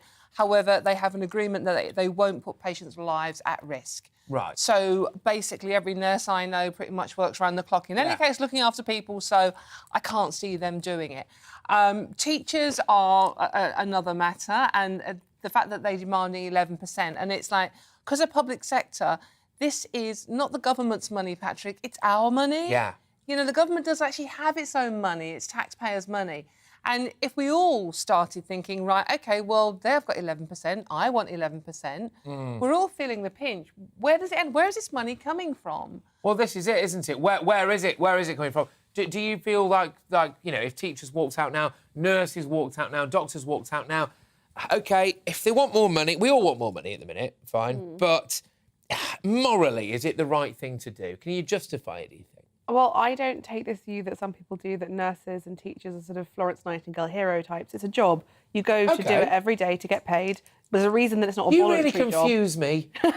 You're all over the place with your views. Go on, carry on. I really confuse everyone. No, I'm just saying, I don't think that because you're a nurse, you're sort of a higher body god who just does a job because they are kind. You do it, and some days you do a really good job, some days you probably phone it in a bit. It's like any other job. And I don't think that we should expect nurses or teachers to have this superhuman desire not to be paid more, just to do a better job and spread more love, because it's a job. That's why you get paid. Yeah. I think the issue is, if your job is so important that by walking out you cripple the country, which only really applies to a handful of jobs, let's face it, if we all went on strike, would people be that No one affected? would notice. They play replays Nigel Farage. Calvin, go on, what are you saying? It's not just a job, is it? It's a vocation. People do these positions because they care. And actually, I was paid more as a teacher than I am here. So they do make a lot of money as well. Yes, absolutely. What we have here is hard left militant unions trying to cripple the country and trying to protest against a Conservative government. And you know, when I was teaching, I think the last strike was in July 2016. I was one of the only... There you are. There I am, if you're watching on TV. One of the only teachers that actually turned up. So many teachers didn't turn up. And what that does is it affects kids' education. Because one day out of school is a lot of missed progress. So this is one thing, I'll just stick with you for a second, Calvin, that's right, because obviously you were, if people didn't know, Calvin was a teacher, right? So there's a massive relevance here. Now, how hard done by are teachers? Because my ex used to be a teacher, and I couldn't tell whether she was just moaning about that or because she was just moaning all the time anyway. Teachers are some of the hardest working people I know, but there's a lot of martyrdom syndrome there. Right. So they do go above and beyond because it's a vocation and because you care about the kids. You put a lot more in than you have to. You put a lot more in than you're contractually obliged to do, and that's why it's so difficult. But you know, they are paid well for it. So you think the remuneration for a teacher is sufficient? Absolutely. Okay. But if you want brilliant teachers, and I think we all agree we'd like to have brilliant teachers, again, the same thing with the MPs, you cannot attract the best and the brightest if you don't pay well. And at the moment, teaching is not a competitive career financially. There are countries within the world, particularly within Europe, where teachers are much better paid and they are better qualified and they don't complain as much and their retention is better. At the moment, teacher retention is one of the worst career retentions of any job. That's it's really expensive. The research behind that shows that it's not the pay, actually, it's the behaviour. We have very, very poor behaviour for learning in this country. And this is because we're so liberal progressive. We say the kids know what they want, and if they're throwing chairs at teachers, it's a form of communication. No, it's just bad behaviour. It is absolutely be behavioural more stuff, rigid. but also pay is also part of it. But I agree, behavioural stuff is also a problem. We're going to talk a little bit later on, Dawn, about how basically the reason why we're not getting a GP appointment is because it's greener. We're serving the big environmental agenda by basically getting misdiagnosed over Zoom. But if nurses or, which I don't think nurses will go on strike, to be fair, but if nurses or doctors or the medical community go on strike, do you think you could forgive them at the minute? I don't think people could, especially after what everyone's been through over the last 2 years. And we know there's a horrific backlog now for patients to be seen, in particular with cancer cases.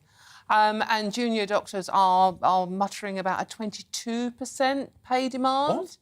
Exactly, because, I mean, look, realistically, the rise in inflation and what we've all been through means that wages have fallen. We all know that, but that's everybody. It's all of us. It's not just some professions. So, but, I mean, back in 1979, I know I might have mentioned it, but when the Ford workers at Dagenham were awarded a pay rise of 13%, which was inflation at the time, 13%, everybody else in the country then thought, oh, we could do with some of that. And that's what started that whole winter of discontent.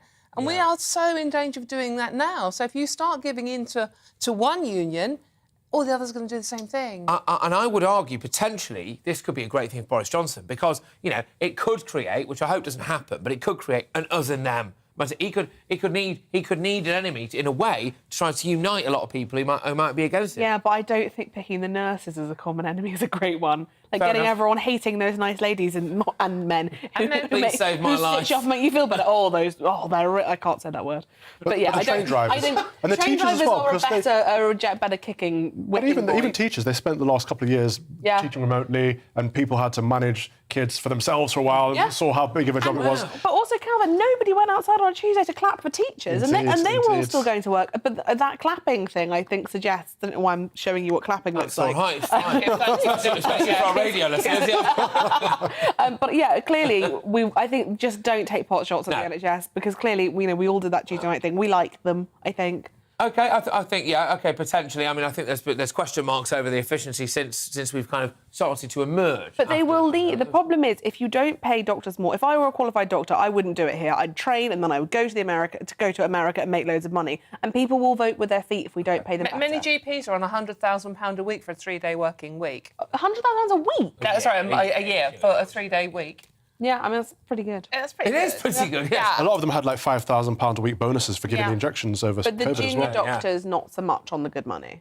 Well, but it's a pay scale, isn't it? You know, when you first start working somewhere, we're going to move on. We're going to have to move on. No, we're going to have to move on for this now. But there is a bit of that, isn't there? You know, in your first job, you get into a career, you start towards the bottom, and you work up. But you're junior till you're like 31 or something as a doctor. It's not junior is a bit of a misleading title. It's not just until you're 23. All right, good stuff. We are going to crack on. OK, so time now for something I never thought was humanly possible: a notorious lefty finding merit in the government's Rwanda plan.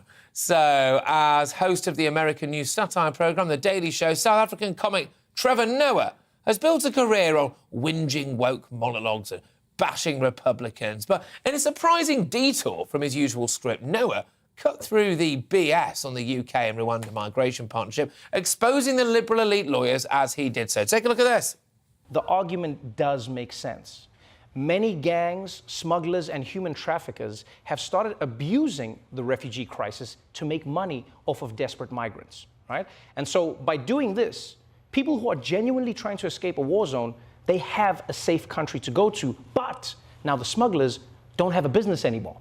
Can I just say as an African, I take a little bit of offense when human rights groups in Europe say, you cannot send the refugees to Africa. Those are human beings.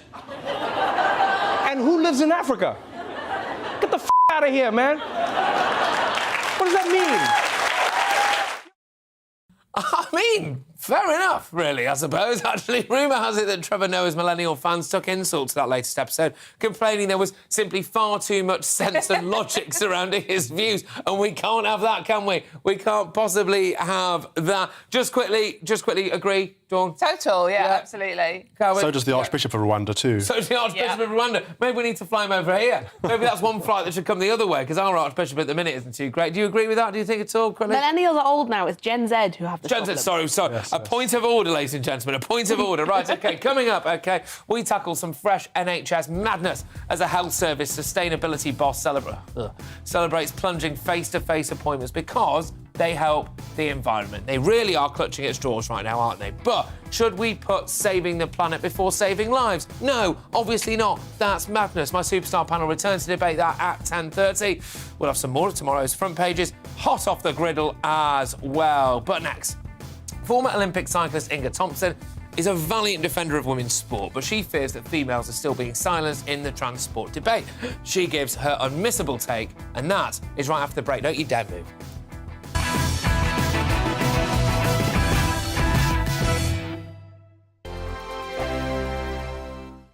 We are GB News. We're right across this great nation. On TV, on radio, on digital. Absolutely everywhere. We don't talk down to you. We embrace all voices.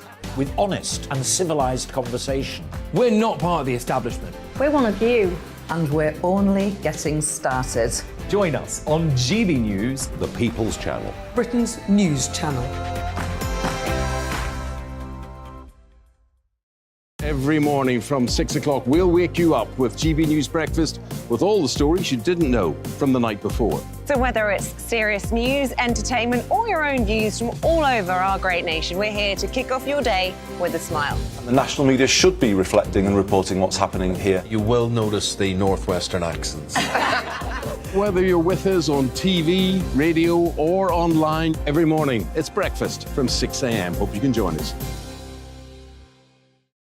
Join us for Ministry of Offence, the comedy panel show that's just like the news, in that the left fights the right and it doesn't really seem to matter who wins. We cover the big stories. It was in fact a troop of baboons and not angry vegans. I like that. And the really important stories. Fat naked cow gets stuck in swimming pool. It's a headline in a lot of local newspapers. Yeah. We're on the same team, Nick.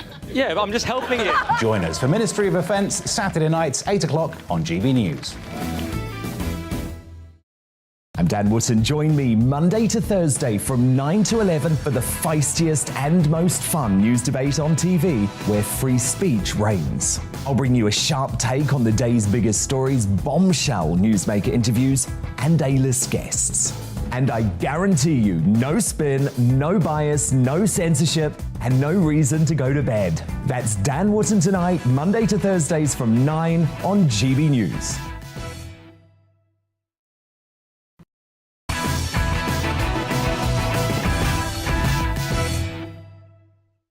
Now, common sense prevailed over the weekend for once after the World Swimming Governing Body, FINA, they voted to bar transgender women from appearing in elite competitions if they've gone through male puberty. We spoke about it a bit last night, didn't we? Well, while former Olympic swimmer Sharon Davies has shared her pride over FINA's momentous decision, she told me on Thursday that we need every sporting body now to be imposing proper regulations in protecting women's sports. I don't speak to anybody that doesn't agree in the world of sport that this is not right and this is not fair. Yeah. But trying to get the governing bodies to listen is something else. And I mean, women are not, men with different levels of testosterone. We are totally different biological sexes. So, we've got to come up with better solutions. Right, well, my next guest even, is another former Olympian, 3-time silver medalist at the Cycling World Championships. It's the one and only Inga Thompson, ladies and gentlemen, who has been bravely putting her head above the parapet over in the United States. Now, in 2019, Inga obtained the signatures of more than 80 Olympians, an incredible feat in our current era of cancel culture and wokedom, who all advocated for categories in sport to be defined by the sex you were actually assigned with at birth. And in England's own sport of cycling, the centre of controversy in the UK has been with trans cyclist Emily Bridges competing and, let's be honest, winning as well in the women's category. Now, this podium at the Thunder Crit, I believe it's pronounced. There we go. Well, why not, eh? The Thunder Crit cycling event. It sounds like an insult, that, doesn't it, you Thunder Crit? Anyway, cycling event has earlier this month caused widespread outrage after Bridges and fellow trans athlete Lily Chant came first and second, while the tournament's best-performing biological woman, Jo Smith, came home third. And you told your biological woman there because she's carrying her baby. And last week, cycling's governing body, the UCI, which sounds like an infection, came up with a feeble alteration to their eligibility rules, only doubling the original 12-month period before a male rider transitioning can basically compete. Well, I'm delighted now to say that Inga Thompson joins me. Inga, thank you very, very much. And I think that women everywhere basically salute you, and I think common sense salutes you. But what do you make of this really now? Do you really desperately hope that, what started with swimming might ripple through cycling, and then maybe we get it in football, maybe we get it in the Olympics, and actually basically women are protected in sports? Absolutely. The women need to be protected. And what FINA came forward with was really, really brilliant in the sense of you can still have inclusivity with asking the young men that if they transition, start taking puberty blockers before the age of 12, then you mitigate to a degree the advantages of being born male. The problems that we still see is that you have a testosterone rush that goes on when you're still in the womb, and there's more testosterone spikes. But this is a good start towards protecting women and also having a degree of inclusivity for the transgender athletes. Okay, so because that's interesting. Because look, do you massively care about transgender athletes? Because that is an argument, isn't it? Which is that if you decide to transition, and that's, okay, you may well feel very much like you've been born in the wrong body. Transitioning is not an easy process. I don't think people should underestimate, obviously, what you have to go through in order to transition. But once you've done that, have you completely nullified the right to compete in competitive sport? I don't believe so. I mean, I know that the IOC is really looking at trying to have fairness and inclusivity, but it has been shown that you can't have both. And by having inclusivity, you're excluding the women, and you're taking away fairness from the women, and that is not right. And the UCI, supposedly they were in communication with all of the international federations, and they knew that FINA had this on board, that they were going to, we had heard that they were going to roll things back. And they didn't. They kind of took I call it the coward's route of doing this, 2.5 nanomoles of testosterone. And all of the science shows that doesn't mitigate the advantage. Well, you talked to me there about the coward's route on this, and I have been absolutely staggered by how many weak people are out there. And that makes it fantastic and remarkable, actually, that you managed to get 80 people to back you, OK? But what about the rest of it? And this was just in cycling. But more importantly, but where are the others? Why isn't every woman against this? That's what I don't understand. Every woman is against this, but the cancel culture is real. They're canceling athletes. I mean, I could go on for a while about what Rafa has done, to their athletes if they dare speak up, if they're employees. And so you have people trying to keep their jobs, and the cancel culture is very real. Tell me what happens, Inga. Sorry to interrupt, but I think you've hit the nail on the head there again. Yeah, it's just happened a lot tonight, actually. People, our guests have been absolutely spot on this evening. Inga, what happens if you want to stand up? You just mentioned there, you said you could go on for a while about what happens if someone sticks their head above the parapet. What happens? Go on for a while about it. Yeah, like I was on the Oregon Bicycle Racing Association, and I talked to the executive director and said, I want to put this letter together to the IOC because it's coming up again about the transgender athletes. And they're like, yeah, go ahead and sign this. And I got the executive director's, not only their approval, but I got his signature. And here comes McKinnon and that crowd, and it was like full on going after every single person that I had posted on Facebook.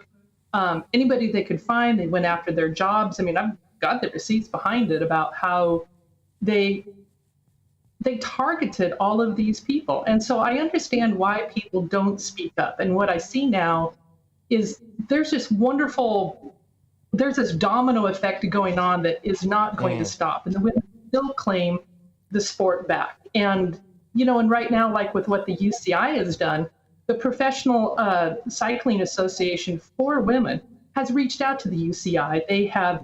We put forth a letter from the Union Cycliste Féminine that 5 of us who are Olympians, we brought in Catherine Devine and Emma Hilton, renowned scientists, and tried to put forth this information to the UCI. And the UCI was like, yeah. And we're asking to have a meeting. We're asking to be there. And we were ignored. And so when the UCI executive, the management committee meeting came up, we were not asked to be there. We were not told about it. We didn't have an ability to get in there and to consult. And, and that's a travesty towards women. But you're on the right side of history. And if you go now, and in fact, polls were done, this is what we covered last week, opinion polls have been done, extensive opinion polls have been done, that say, unequivocally, the vast majority of the British people are on your side. And they are. I don't need an opinion poll to tell me that. Just go outside. I always say this, it passes the pub test. Go into any single pub up and down the country, any single bar, any single restaurant, ask most normal people, because that's what they are, most normal people, what they think about this, and they completely agree with you. It's just a load of woke types, often in the media, often, you know, in positions of power when it comes to writing a glossy magazine, that are putting the pressure on this stuff, Inga. And actually, does it for the first time now feel like you might be winning? You know, I think that we are, even though we didn't make a lot of progress with this last meeting. The CPA women, or the Cycling Professional Association for Women, they did a survey this spring of all of their professional cyclist women. 93% said they didn't want transgender women in their sport. Of course, 93. It was put forth to the UCI, and it was ignored. And so, if you have these representatives that don't allow the organization, CPA, to even be at this meeting to consult, to talk with, and you ignore the survey of 93% of the women. I mean, what do you say to that? These people should not be in charge with anything that have to do with women if they can't. No, exactly. If they talk to the CPA professional women, they can't look at a survey. It's like they're protecting their careers. You know, Laperant and Katarina Nash, they want to use the UCI as a stepping stone to the IOC. Well, if they can't protect women at this level, we're going to promote them to the IOC. And I'll tell you what as well, Inga, look, thank you very much. We have got to part ways now, but can I just say something on the way out, which is that thank you. And if I ever happen to have a daughter in future, OK, she will be very grateful for the kind of work that you're doing in women's sport, and that really, really means a lot. So thank you very, very much. Inga Thompson there, who's joined me to discuss that particular issue, which is not going away anytime soon, unless maybe it is. Maybe we're seeing sense now, isn't it? I tell you what, though, if that poll was correct that Inga referenced there, Inga Thompson, of course, former Olympic cyclist, saying that 93% of people who were in women's sport said that basically didn't want a bloke turning up and beating them. I tell you what, if 93% of the audience of women's sports decided to turn their back on it because they didn't want to see a bloke turning up and winning either, then I'll tell you what, things will get changed very, very quickly. But coming up, after the country is paralysed by rail strikes, just how does Boris get this country back on track? Spectator columnist extraordinaire Sam Ashworth-Hayes lays out a fight-back plan in Uncancelled, and that's at 10:40. But next in the media buzz, as teachers and nurses threaten their own strike, OK? Do they have a moral obligation to keep working for the good of the country? My superstar panel will return to debate that next. Don't you dare move.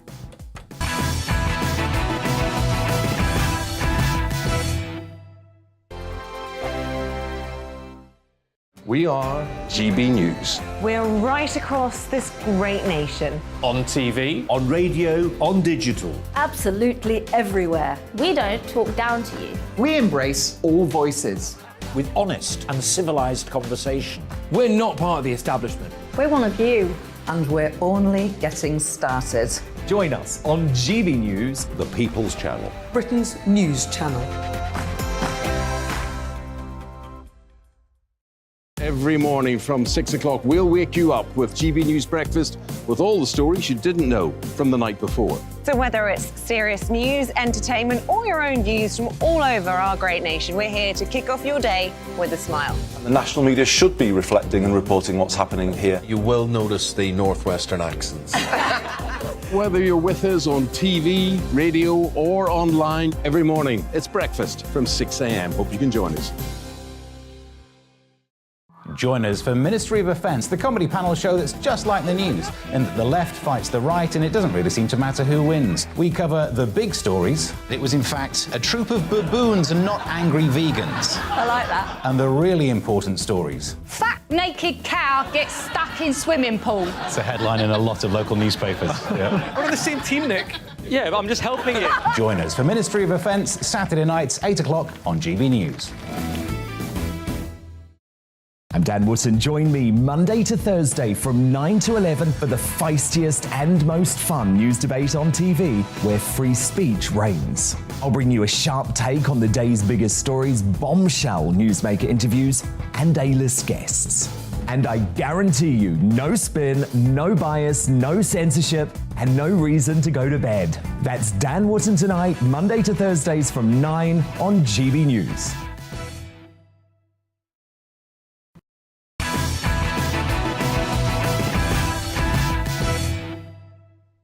Yes, evening, everybody. Let's return to tomorrow's news tonight in our Media Buzz. OK, more front pages have been delivered. They've been hot off the press. I've got them right here. So let's get stuck in. Where are we going first? The Metro. The Metro leads with Ghost Train Briton as the rail strike causes hell for commuters. It also reports that Downing Street has promised double-digit pension rises for millions of OAPs to keep pace with soaring inflation. We're going to move it on over now to the Telegraph. They also report, of course, on that digit rise for state pension and benefits elsewhere. The Treasury apparently confirms that the pension triple lock will be reinstated after it was put on pause during the pandemic, taking the annual payout for retirees beyond £10,000 for the first time. Interesting stuff, that, actually. Does that affect you at home? Let me know. Benefits will also rise in line with inflation for about 6 million people. OK, I mean, that's a pretty big step, actually. The Sun, well, they share a poignant photo of a young girl standing in a deserted Waterloo station with the headline, Class War, which I think is an interesting one for the Sun, that, to be fair. It reports how 1980s veteran union boss Arthur Scargill returned to the picket line today before saying teachers could be next to walk out like a virus, isn't he? Keeps coming back. The Guardian leads with claims that a new Tory bill will fatally weaken human rights. It reports how the government will tomorrow set out sweeping plans to override Europe's Human Rights Court. Days after the Rwanda debacle, it's expected the Human Rights Act will be introduced before Parliament. And they think it's all Uber. That's what the Star leads with. There we go. Now, according to the paper, if you want to miss the worst travel strikes in 30 years, simply become an MP and claim a cab or stay in a hotel at the taxpayer's expense. Well, there we are. Job definitely sounds like a good one. But more on the media buzz now with tonight's superstar panel. We've got former editor and current columnist who's just sighed rather loudly. Daily Star, at the Daily Star. Everything all right, Dawn? Marvellous, Patrick. Yeah, just carry on. Things going well. Dawn Neeson there, everybody. Conservative commentator Calvin Robinson and author and journalist Rebecca Reid as well. Right, now, as people across the country desperately struggle to get GP appointments, often waiting months on end, right? We all know about the stories about this. Of course, horror shows, isn't it? The NHS's head of sustainability has added insult to injury. Speaking at a recent conference, eco-warrior Dr Nick Watts celebrated the fact that having fewer face-to-face GP appointments cuts down on emissions from people travelling to see the doctor. The public health expert who oversees the NHS meeting its world-first pledge to be net zero in carbon emissions by 2040 boasted that e-appointments have already saved around 276 kilotons of CO2 emissions. Now, I hardly think that's something to shout about, frankly, when in-person GP appointments have still not returned to pre-pandemic levels, despite, of course, a 250 million quid push last year to increase the number of patients seen face-to-face. So, panel, it's time. Dawn, I'll start with you. Should it matter whether or not the NHS is particularly green? I think it should matter that the NHS is trying to save patients' lives more than anything, to be honest with you. And the fact that 63% of appointments are still face-to-face now, compared to 80% before the pandemic. Yeah. We're still not seeing GPs. I haven't seen one for 2.5 years. Have you tried? No. Right. Because I know it's not worth it. It's really not worth it. I've tried to get through on the phone, Patrick. Getting through the door is like getting into Fort Knox still. Yeah. It's like a buzzer. Well, they were saying that you should put a GP's receptionist in charge of the channel because no one would get through. Actually, there we go. Rebecca, I'll move on to you now. Look, your views on this, because, look, OK, I know that none of us want to, burn to death in a fiery pit of global warming or indeed freeze to death, depending on which environmentalists you speak to on any given day of the week. But, I mean, really, the NHS's first priority should be saving lives, shouldn't it? Yeah, I like the environment. I would also like to not die. Yeah. But I would say, having spent... I've had a baby and then pancreatitis, so I spent a lot of time in hospital the last 8 weeks.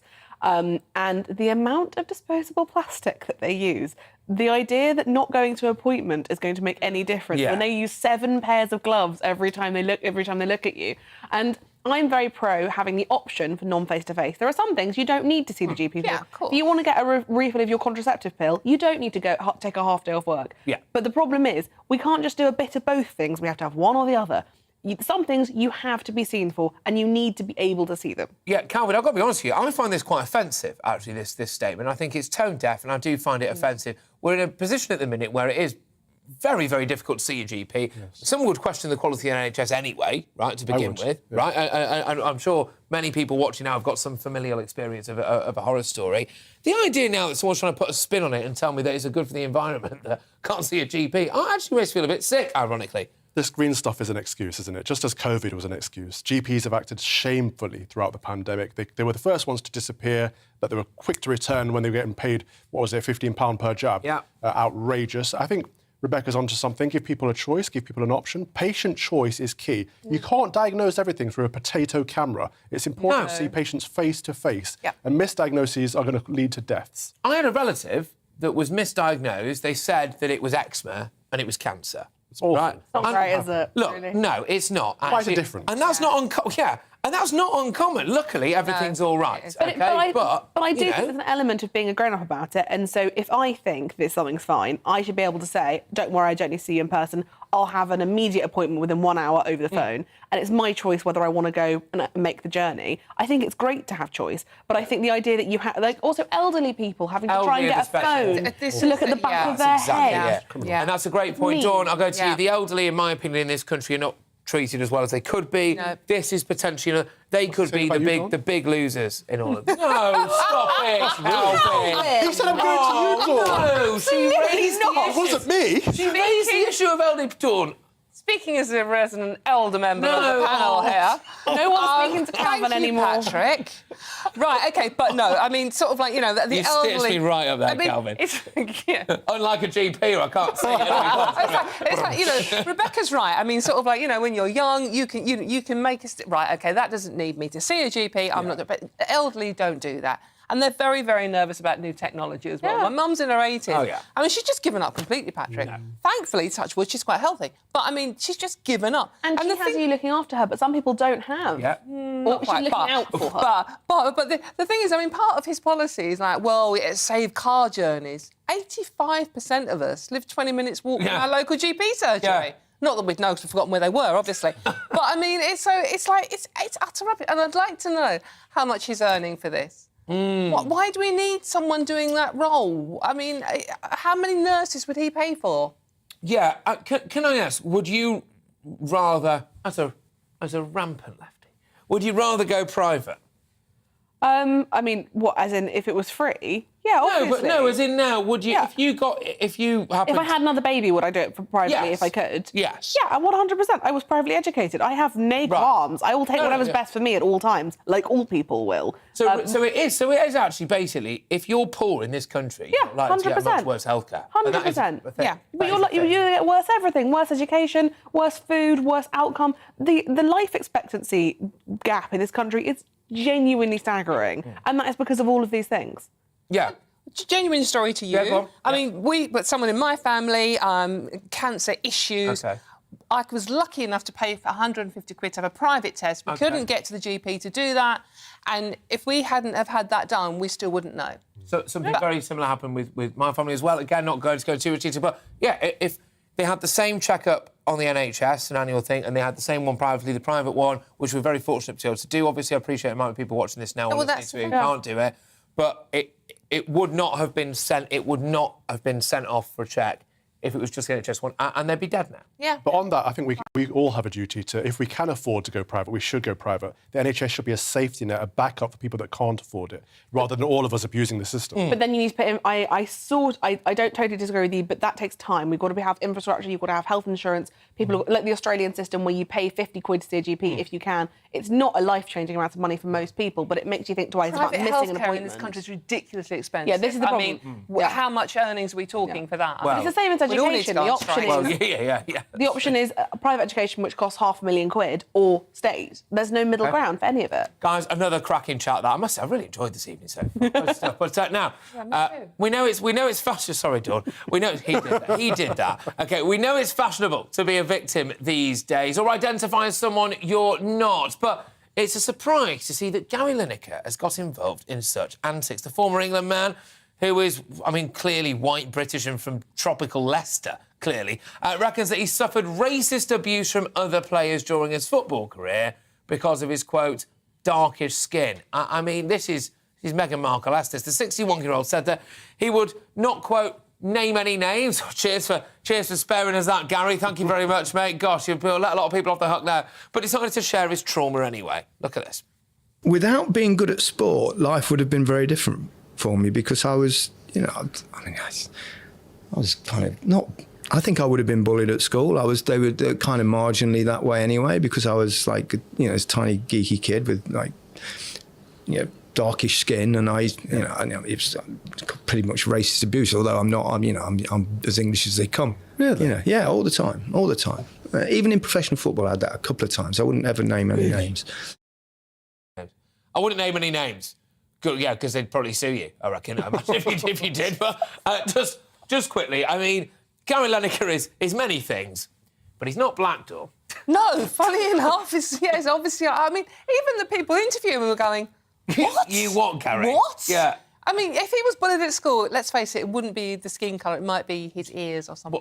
Right, OK, fair enough. I do like the fact that he started out a bit like, I used to get bullied, because he was like, I was this small geek kid, which is code for, because I was so much more intelligent than everyone else at my school. But, Calvin, how does that make you feel? I'm not a person to use the race card, but I find that offensive. I find that outrageous. Yeah. That's undermining genuine racism that does happen in this country. Of course it does. Absolutely. Why is he... That's cultural appropriation, isn't it? Outright.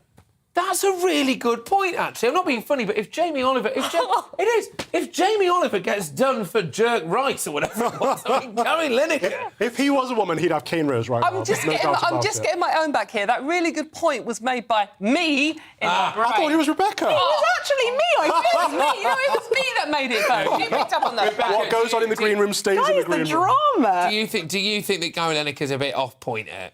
Yeah, I do. And also he says, the point you made that was really good is he goes, I'm as English as they come. Doesn't mean you couldn't be black. Yes. So I've stolen Dawn's point. racism. Dawn stole my point. Calvin's offended. What's going on? And here we are. And we're all getting on as well. What scenes? Well, what when scenes? you say getting on... Okay.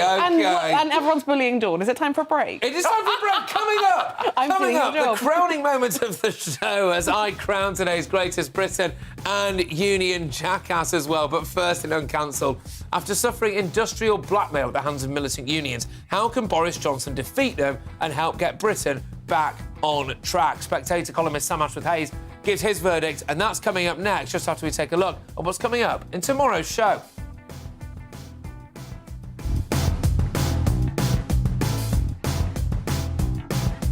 Coming up on Dan Wootton tonight with me, Patrick Christie. She's had a glittering career that spanned decades, but what does broadcasting legend Angela Rippon think about the now troubled BBC? She's here to give her unmissable insights on Auntie's bias, the licence fee, and much, much more. Plus, Spiked Online's Brendan O'Neill and columnist extraordinaire Rod Liddle give their unfiltered opinions on the biggest news stories of the day. Don't miss that. And I'll break down the headlines of the day as well. My superstar panel, we've got political commentator Suzanne Evans, entrepreneur and activist Adam Brooks, and broadcaster Ashley James. That is Dan Wootton tonight, Monday to Thursday, 9 p.m. till 11 p.m, right here on GBNews.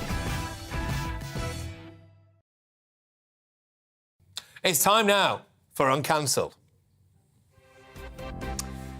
Yes, this is where Britain's top commentators speak out on controversial issues without the fear of cancel culture that, as we all know, is sweeping the rest of the media. Now, we've been speaking about the rail strike misery, really, haven't we, over the course of the show? And with no resolution reached today, the commuter chaos is set to continue.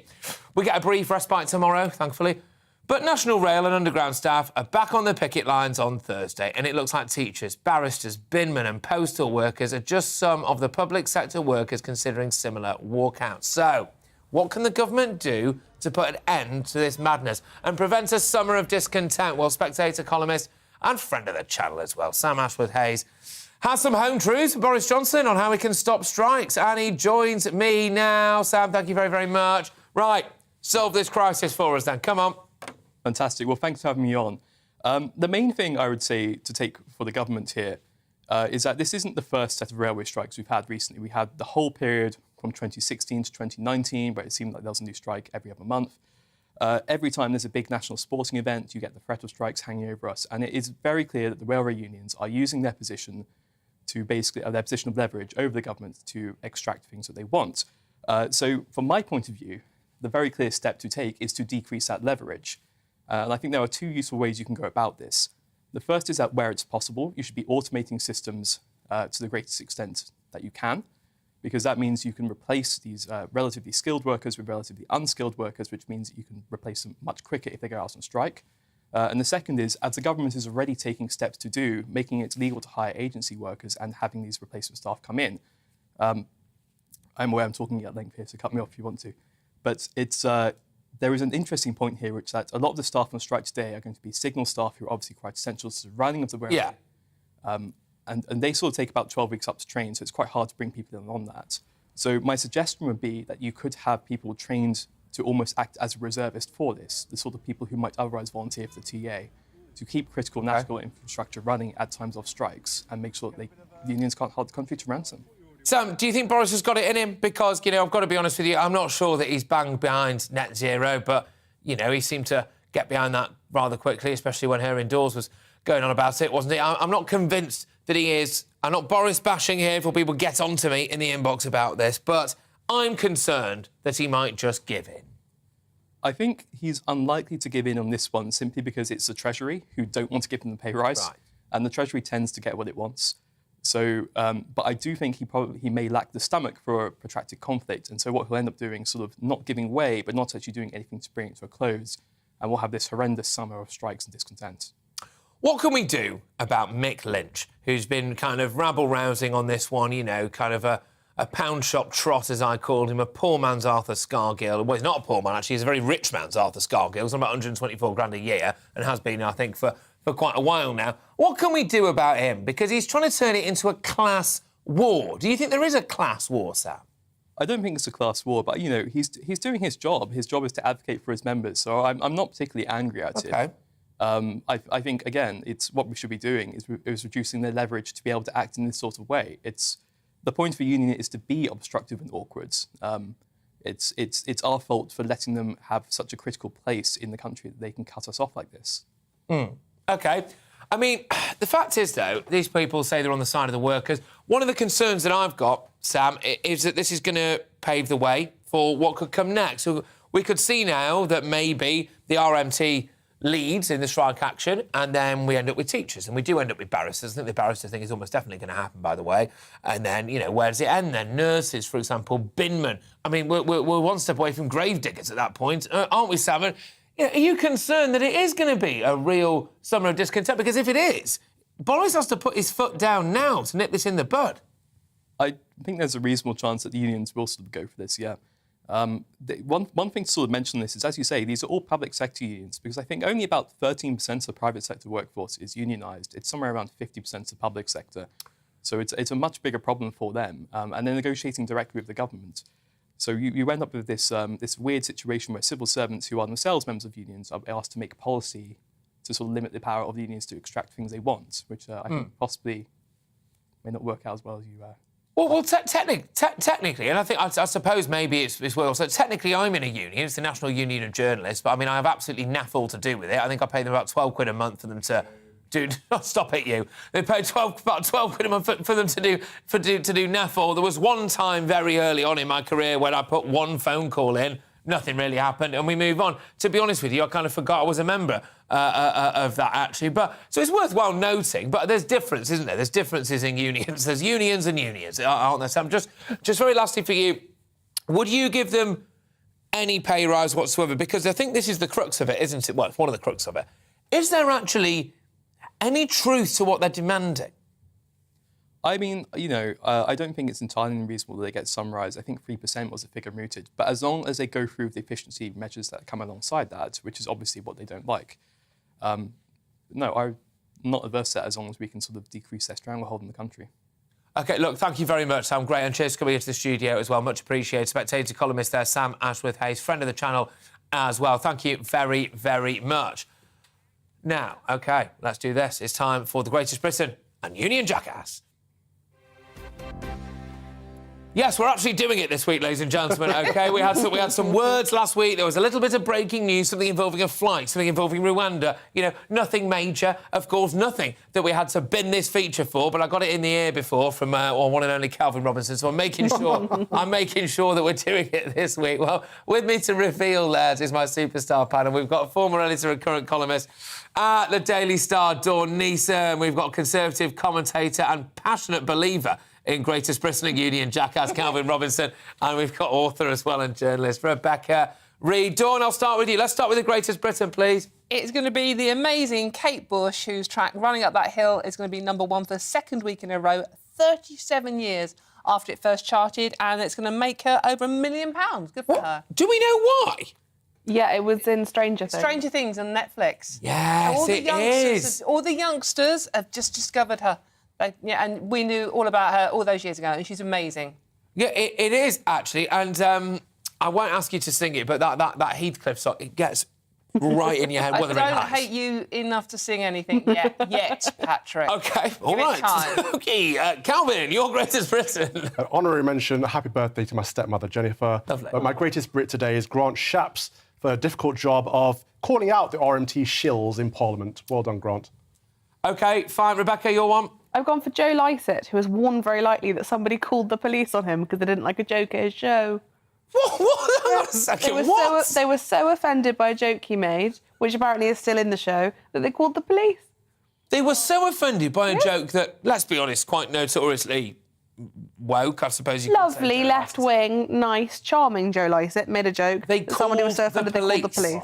Yes. Good grief. I tell you what, it's going to be hard to choose this week, I must say. Right, OK. Well, OK. I'm going to do something here that my producer's not going to be too happy with. Dawn, I am ultimately going to go for Kate Bush, OK, because I like the song, so there you go. But actually, Calvin, did you say your stepmother was called Jennifer? Yes. Right. Well, I think it's her birthday today, is it? Yeah, it is, yeah. OK. Happy birthday, Jennifer. Happy there birthday, you go. Jennifer. And I think, mwah, Jennifer, there you are. I think you should be, you know that. I hope she's not watching. There are better things to do on your birthday. You're the real Greatest Britain. Right, we're going to go. We're going to go to Union Jackass now. Dawn, what you got for me? Oh, Mick Lynch, for every reason we've just discussed for the last couple of hours. Honestly, a working-class hero, not. Yeah, exactly. Calvin? Christian Wakeford MP for trying to call out the Conservatives, saying they've been in power for 4,000 days and they're blaming Labour for everything. It's he who helped get the Conservatives into power. He was on Team Boris and he was one of them. The cheek, the gall of it. Yeah, we can see that tweet there on the screen. If you're listening on radio, I'll try to read it out, although it's quite a long way away from me. We have quite literally had a Conservative Prime Minister for over 4,000 days. As well, 12 years of this government, yada, yada, yada, clown emoji, OK? You get the gist. I mean, look, OK, fair enough, but I think you're right, Calvin. You know, I suppose if he's complaining about this problem, he did help to create it. But there we go. Rebecca, your views? A school in Manchester who have banned all physical contact between students, including high fives. What? Yeah, I know. Yet again, just talk me through this. Sorry, why? I mean, yeah, basically, I'm not entirely sure of their logic, but they think it's important that teenagers don't touch each other. And I think we all agree to an extent that it's best they don't. Well, a high five isn't going to kill anyone. We high-fived before the start of this show. I went and ran the gauntlet, you know, and we just high-fived. Let's have a great show, everybody. Dawn didn't like it, but you did it. I'm actually thinking this is a really good idea. OK. Touching. All right. Now, we have a slight problem, ladies and gentlemen, because I do get confronted by the Greatest Britain Union Jackass before the show, and I can't remember which one I chose this time round. So there we go. Right, we went for Mick Lynch, naturally. There we go. Very on brand. Dawn's got it. I've double dawned. There we go. Right. Week. OK, look, ladies and gentlemen, thank you so much. I tell you what, it's been the most enjoyable show I've done so far, stepping in for the wonderful Dan Wootton. I'll be back again tomorrow from 9 p.m. Ladies and gentlemen, thank you for tuning in. Thank you for listening. Thank you for watching online. Now it's time for Headliners. Peace out. Hello again. Clear skies overnight for many will lead to a sunny Wednesday and even warmer conditions, especially across southern and eastern parts of the UK. High pressure keeping things fine for most at the moment. A large area of high pressure in the Atlantic blocking significant rain and wind from coming our way. And as a result, for the vast majority, it is going to be a clear night, even though we've seen some cloud for northern England, central and eastern Scotland through the day. Clear spells developing here. The one area I think where we'll keep the thicker cloud and some low cloud will be the far northwest of Scotland with some outbreaks of light rain and drizzle, but clear spells elsewhere and temperatures holding up despite those clear spells in places 13 or 14 Celsius by dawn. So a bright start for many, and certainly looking like a sunnier day for Northern England and Eastern Scotland compared with Tuesday. Even Northern Ireland, where we start with some cloud, will brighten up with some sunshine coming through in places. But we keep the low cloud and the breeze and the cooler conditions in the far northwest of Scotland.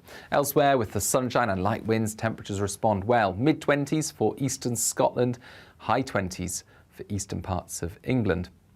Into Wednesday evening and clear spells for most once again, and light winds as well. 1 or 2 mist and fog patches are possible, but for the vast majority it's another mild or even warm night. In fact, temperatures in, say, Cardiff and London won't drop below 15 or 16 Celsius, 13 for Glasgow and for Belfast. In Northern Ireland, Western Scotland, again, we'll start off with a lot of cloud, perhaps a few spots of rain and drizzle. But for the vast majority elsewhere, it's a sunny start. We need to watch some showers or thunderstorms moving up from the Channel to affect southern parts of the UK by the afternoon. But further north, it's another very warm and sunny day with temperatures reaching the mid to high 20s. Much cooler weather on Friday and the weekend with some showers.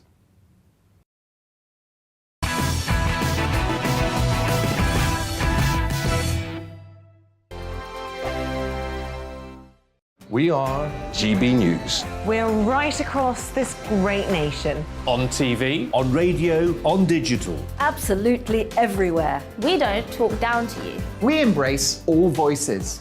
With honest and civilised conversation. We're not part of the establishment. We're one of you. And we're only getting started.